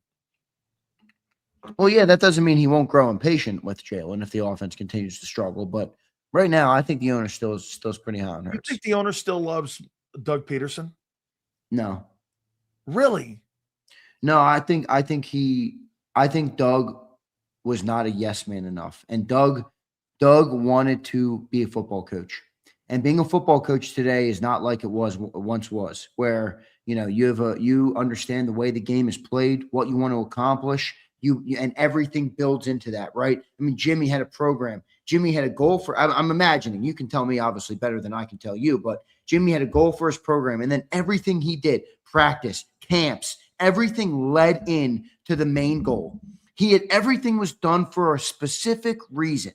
I think Doug wanted that more so built around football, and Jeffrey wanted it more built around the confluence or the convergence, I guess you should say, of different people and analytics department and Howie Roseman and the coaching staff and I think Jeffrey Lurie likes that community approach, and I don't think Doug wanted that, and I think that's where they disagreed, and that's ultimately why the story was written that he wanted to get power back. Why do you think Doug Peterson doesn't have a job? It's a good question, man. I wish he did. I love Doug, but he wasn't successful his last year in Philly, and he ultimately wasn't all that successful in Jacksonville. Now, I'm of the belief that last year's 12 wins for the Jacksonville Jaguars are set up by exactly right. Are in a way a product of Doug Peterson. He said that. He was proud of that. He was proud of it. Yeah, and he should be. But now maybe he doesn't get the credit he deserves for it. But I think Doug is a phenomenal football coach. I think he's a phenomenal players coach. I think he's the perfect mix of when you're a players coach, you can't be too much of we talked about this recently. It's like when you're a father and a child, and you just let the child do anything. Like, dude, you got to father the kid. You can't love your players. You have to like them. Right. Well, you love them. You love them in a different way. Love to me, the new age love is bullshit. Love is fucking standing up for what somebody should be doing right. That's a form of love. Loyalty, So I loyalty. think that's what Doug was like. And I don't know. It just didn't work in this organization. It ran its shelf life. So, all right, man, I'll tell you what. I can't wait to see where this thing all goes. How do you think Nick's handled all this? You know what I like about what Nick's done? Nick's been quiet. Yeah, but there's pros to that, and there's also some cons to that. Like, I could look at it from a pro perspective and say that's what you want the leader doing. Don't fall into the more respect for Nick today than you did when he first got the job, or do you have lesser respect because you're learning more about his position and his role in the organization? I'm teetering a little bit on Nick right now. And I've defended Nick a lot on your show. Yeah. Yep. I'm teetering a little bit. Not that I think because you're learning more of his role, right? Yeah, no, and it's actually not that I think he's incompetent. It's just that I think the setup of the Philadelphia Eagles is not one where a head coach is gonna be a head coach. Be a head coach. You know, I read that article today from McLean. I listened to Boston Scott. Boston Scott put out a tweet today. Did you see that? No. He put it out right before your program. Let me pull it up here on the show. I'll show you this. Boston Scott is. Do you know you remember Boston Scott, right? Actually, I've got a great picture of me and him at the Super Bowl. Is that right? Yeah. So Boston Scott put out this tweet today. Oh, did he delete it? He deleted it. No, he didn't delete it. Let me log in. X drives me crazy. They're always making me re-log in and shit. It's like, what the fuck? All right, here it is. Did he delete this thing?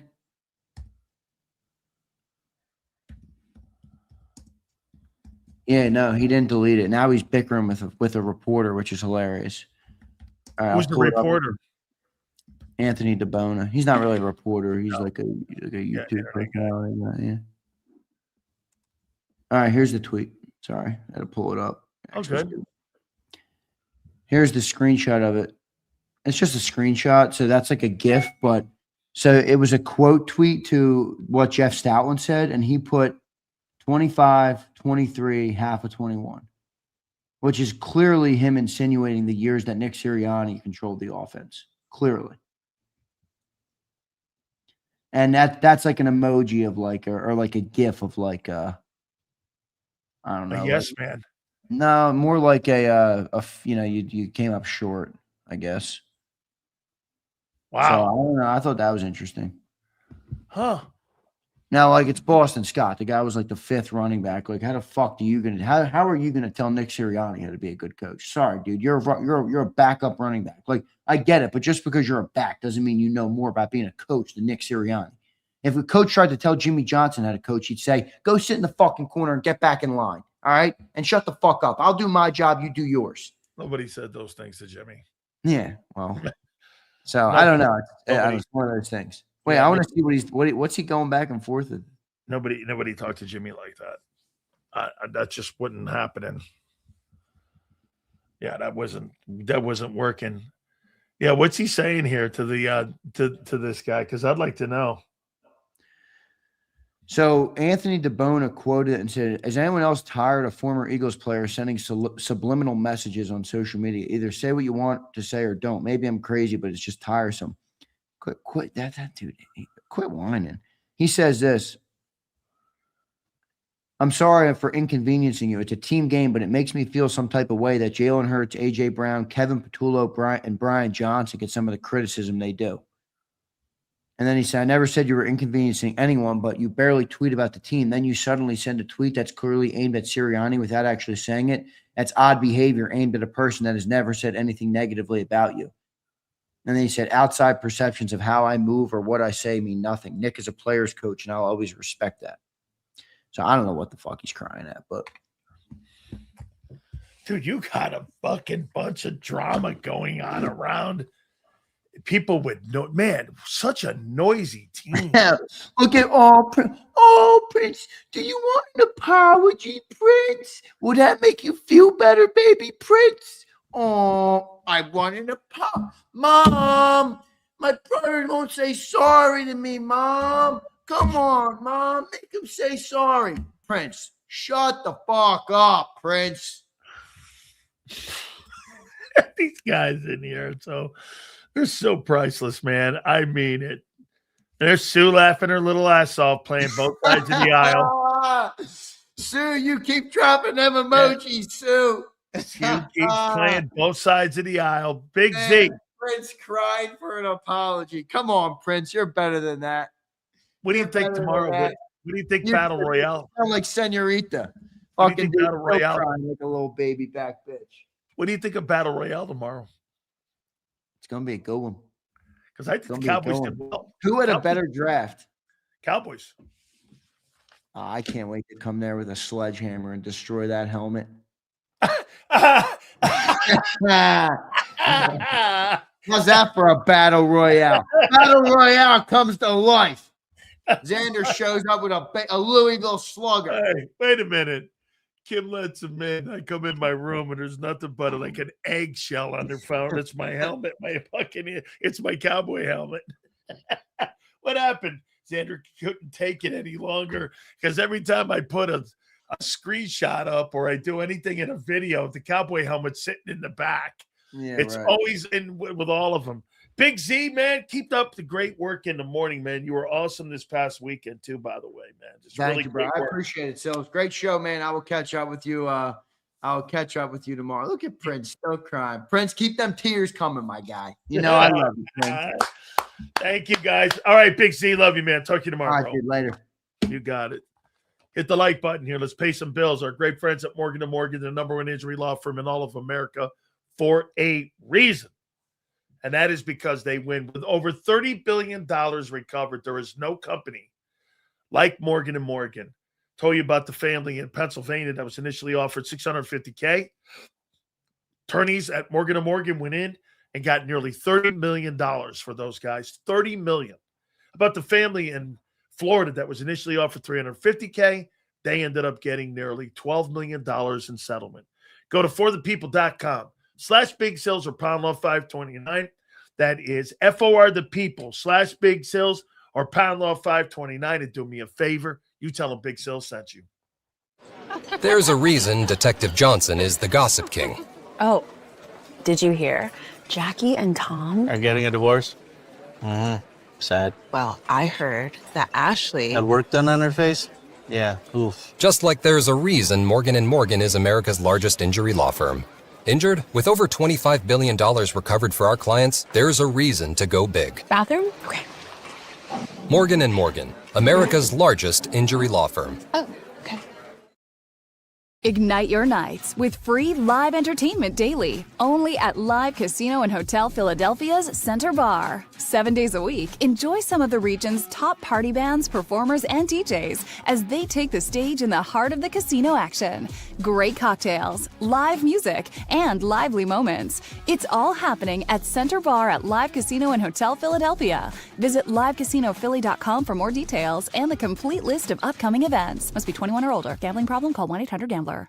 This is Eric. When he got injured in a car accident, he called Morgan & Morgan. He not only gets a lawyer, he gets trial lawyers like Sam and Jessica, who are in it to win it. He gets his own investigators with briefcases, leather ones. And if you ever have questions, our customer service folks keep things rolling. Injured? We're your army. Morgan & Morgan, America's largest injury law firm. Welcome to the Jet Setters and the High Rollers, to the Shot Takers and the Tastemakers.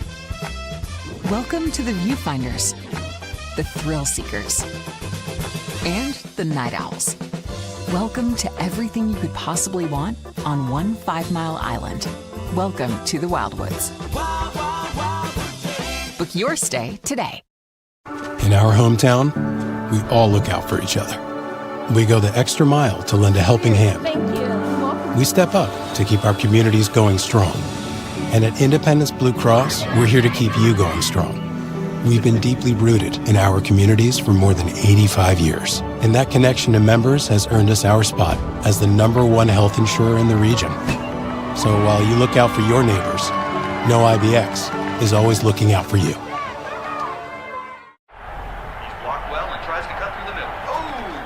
Your gut says Miami is going to win, and you should take the over.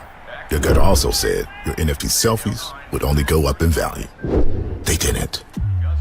But your head is on Sports Grid and knows the QB is in concussion protocol. The backup has a 45 QBR against the zone coverage. The New York D has the most sacks in the league. So yeah, trust your head. It's smarter to be on Sports Grid. EAGLES. Eagles.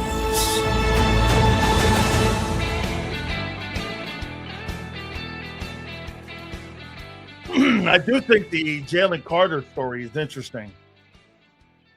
Everyone last year was convinced he was going to get the money. And listen, I'm not saying Philly did the wrong thing by not giving him the extension. I think it's the right move too.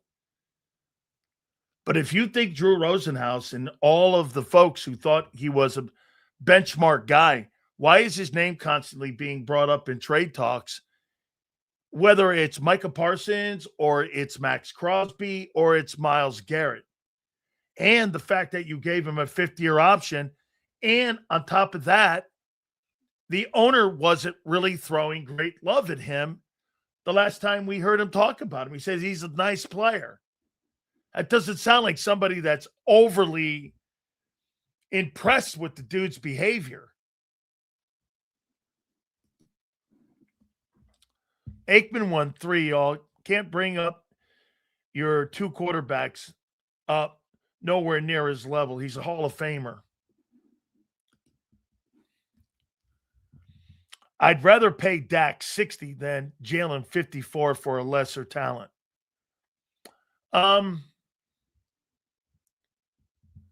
Yeah, dude, I'd rather have Sam Darnold at 30 if he can win me a Super Bowl and spread that $20 million out or that $30 million out around the rest of my roster. I think the most egregious thing that teams do, unless you have a generational player, Dak's not a generational player, and neither is Jalen. You're paying non-generational players high-end money when you can win a Super Bowl with Sam Darnold at $30 million. I'd rather spend the money on the roster than the quarterback.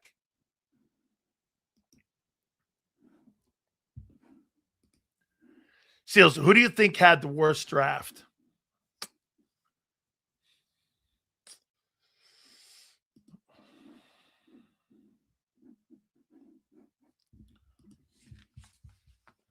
Let me take a look at the list. It's a good question.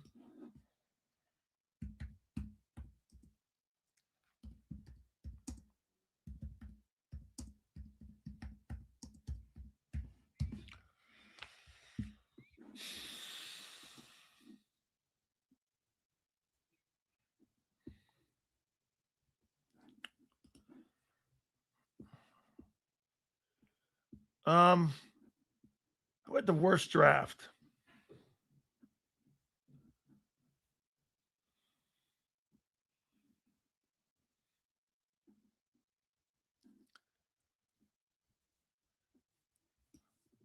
I didn't get the Titans.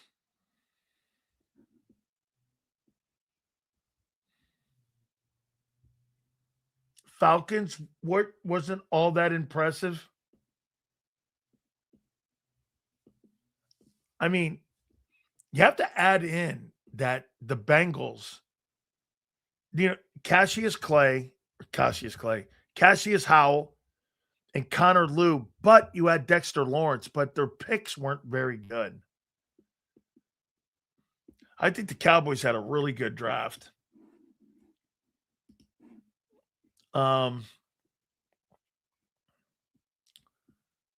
Here.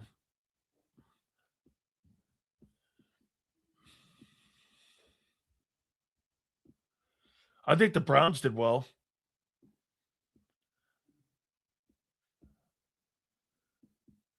It was hard really to screw this. I think the Chiefs did really well.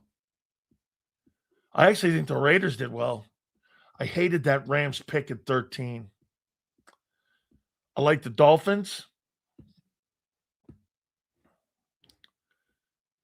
Giants. I think both New York teams did well. I think the Eagles did well. I don't think the Steelers did all. The 49ers didn't have a first-round pick. Not too bad. Commanders a little bit too, man. Not too good.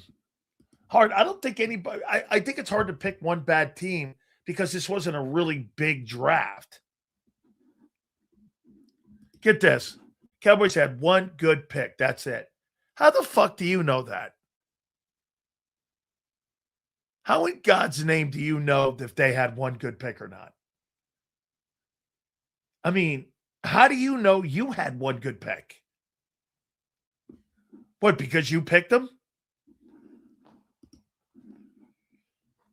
Dude, go back and take a look at what they said of Jalen Reagor when he came out of TCU.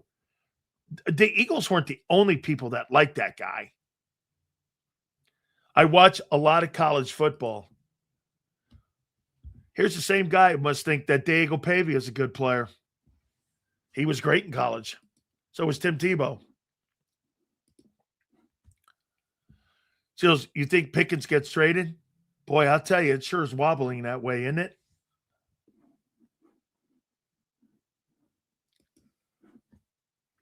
Yeah, I don't get that 49er draft. Philadelphia, imagine being 5-10 versus a horrible choking quarterback.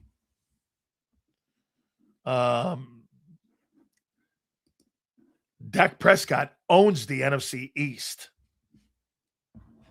Dak Prescott doesn't have a bad record versus the East. He actually owns it. He's actually feasted on it. I mean, he's had a great career against the NFC East.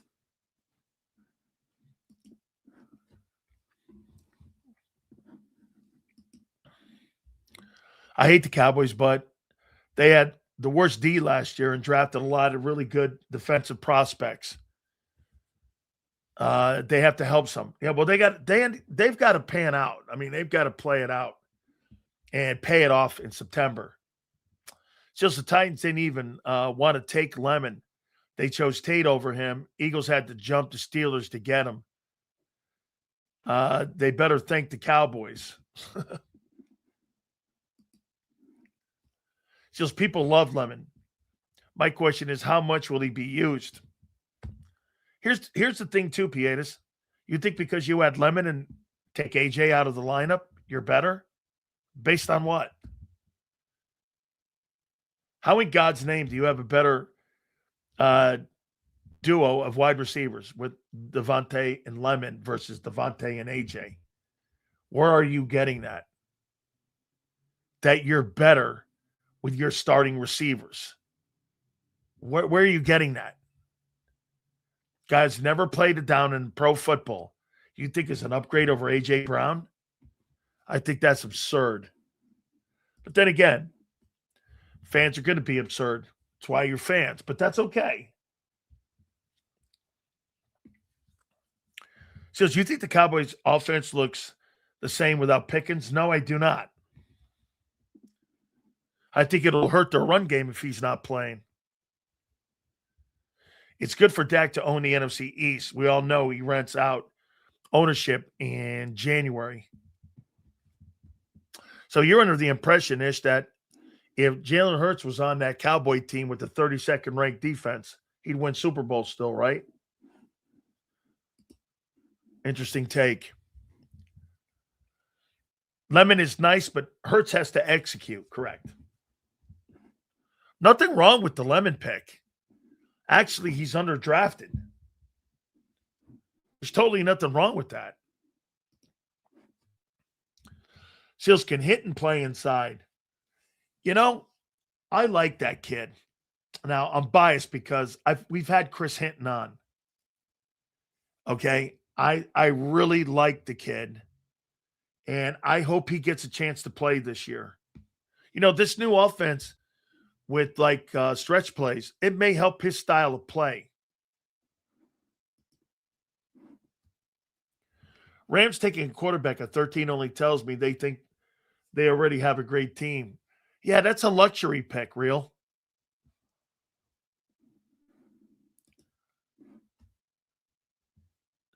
Bills should trade for Pickens. Gotcha. Dak the Eason has nothing to show for it. Dak the assassin or Eason, Jack the Eason has nothing to show for it except a $60 million paycheck.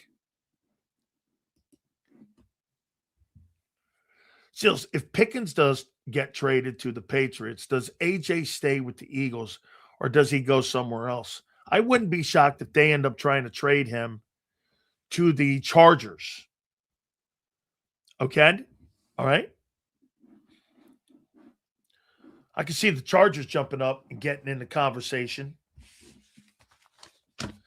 Hey, and one thing again with the Cowboys here, Colin, they've added a lot of nice players.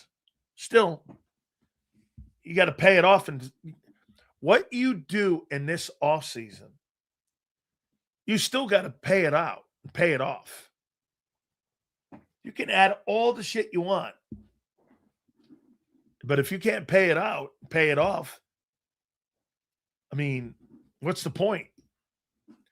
Seals, right now, who do you think is the best team in the AFC? Broncos.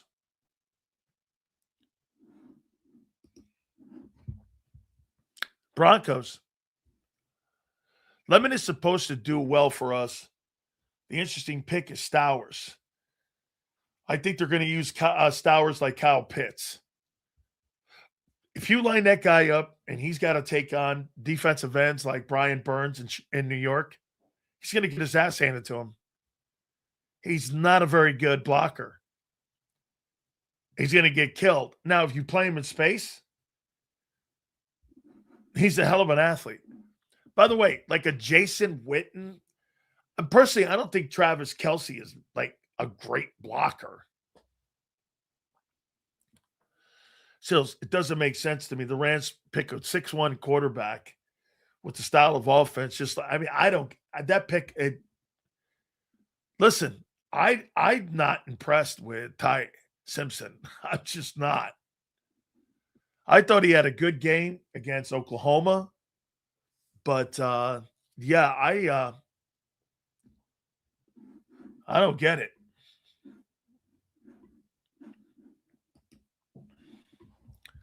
Also, Sills, did you see that the Chargers pick up the 5th-year option on Quentin Johnson? Not that it really matters. Just saw Schefter tweeted it out. That's a good move. I think he's a TCU receiver too, if I'm not mistaken. Twiz, y'all act like y'all went back to back more than one time in the last 20 years. Are you talking about the East? Cowboys had actually a better record in the NFC East this past year than the Eagles did. Something to keep that in mind with. By the way, I got the Cowboys winning the East this year. Sills, them boys are getting ready to see what the NFC East is all about.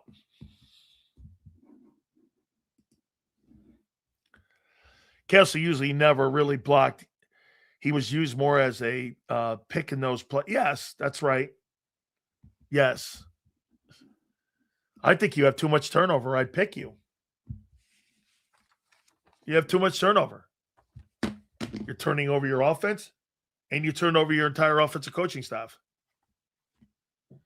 The entire offensive coaching staff, except for a running back coach and a wideout coach. The rest of them, all new. O-line, running game coordinator, pass game coordinator, OC, and you're changing the offense. Entire staff changed out. It's a good move making Carter and Smith earn their contracts. And Hurts. If they do go on a late run, they'll be playing hard. Yes, sir, baby. That's exactly how you do it. All right. Great friends, Morgan & Morgan, #1 injury law firm in all of America for a reason. And it is because they win. With over $30 billion recovered, Morgan & Morgan is like no other injury law firm. There's no company like Morgan & Morgan. Folks, this will be the easiest decision you've ever made if you ever get injured on a job. Please do me a favor. Go to forthepeople.com/big sales or pound law 529. That's forthepeople.com/big sales or pound law 529. And do me a favor. You tell them Big Sales sent you. There's a reason Detective Johnson is the gossip king. Oh, did you hear? Jackie and Tom Are getting a divorce? Sad. Well, I heard that Ashley Had work done on her face? Yeah, oof. Just like there's a reason Morgan & Morgan is America's largest injury law firm. Injured? With over $25 billion recovered for our clients, there's a reason to go big. Bathroom? Okay. Morgan & Morgan, America's largest injury law firm. Oh, okay. Ignite your nights with free live entertainment daily, only at Live Casino and Hotel Philadelphia's Center Bar. 7 days a week, enjoy some of the region's top party bands, performers, and DJs as they take the stage in the heart of the casino action. Great cocktails, live music, and lively moments. It's all happening at Center Bar at Live Casino and Hotel Philadelphia. Visit livecasinophilly.com for more details and the complete list of upcoming events. Must be 21 or older. Gambling problem? Call 1-800-GAMBLER. This is Eric. When he got injured in a car accident, he called Morgan & Morgan. He not only gets a lawyer, he gets trial lawyers like Sam and Jessica who are in it to win it. He gets his own investigators with briefcases, leather ones. And if you ever have questions, our customer service folks keep things rolling. Injured? We're your army. Morgan & Morgan, America's largest injury law firm. Welcome to the Jet Setters and the High Rollers, to the Shot Takers and the Tastemakers. Welcome to the Viewfinders, the Thrill Seekers, and the Night Owls. Welcome to everything you could possibly want on one 5-mile island. Welcome to the Wildwoods. Book your stay today. In our hometown, we all look out for each other. We go the extra mile to lend a helping hand. We step up to keep our communities going strong.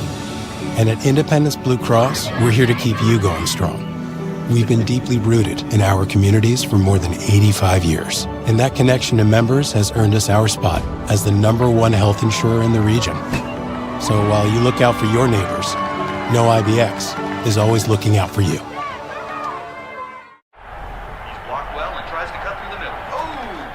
Your gut says Miami is going to win, and you should take the over. Your gut also said your NFT selfies would only go up in value. They didn't. But your head is on Sports Grid and knows the QB is in concussion protocol. The backup has a 45 QBR against the zone coverage.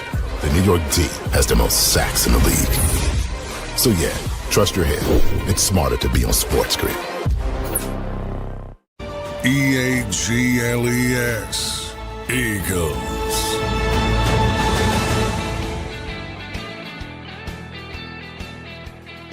Appreciate you guys very much. Thank you.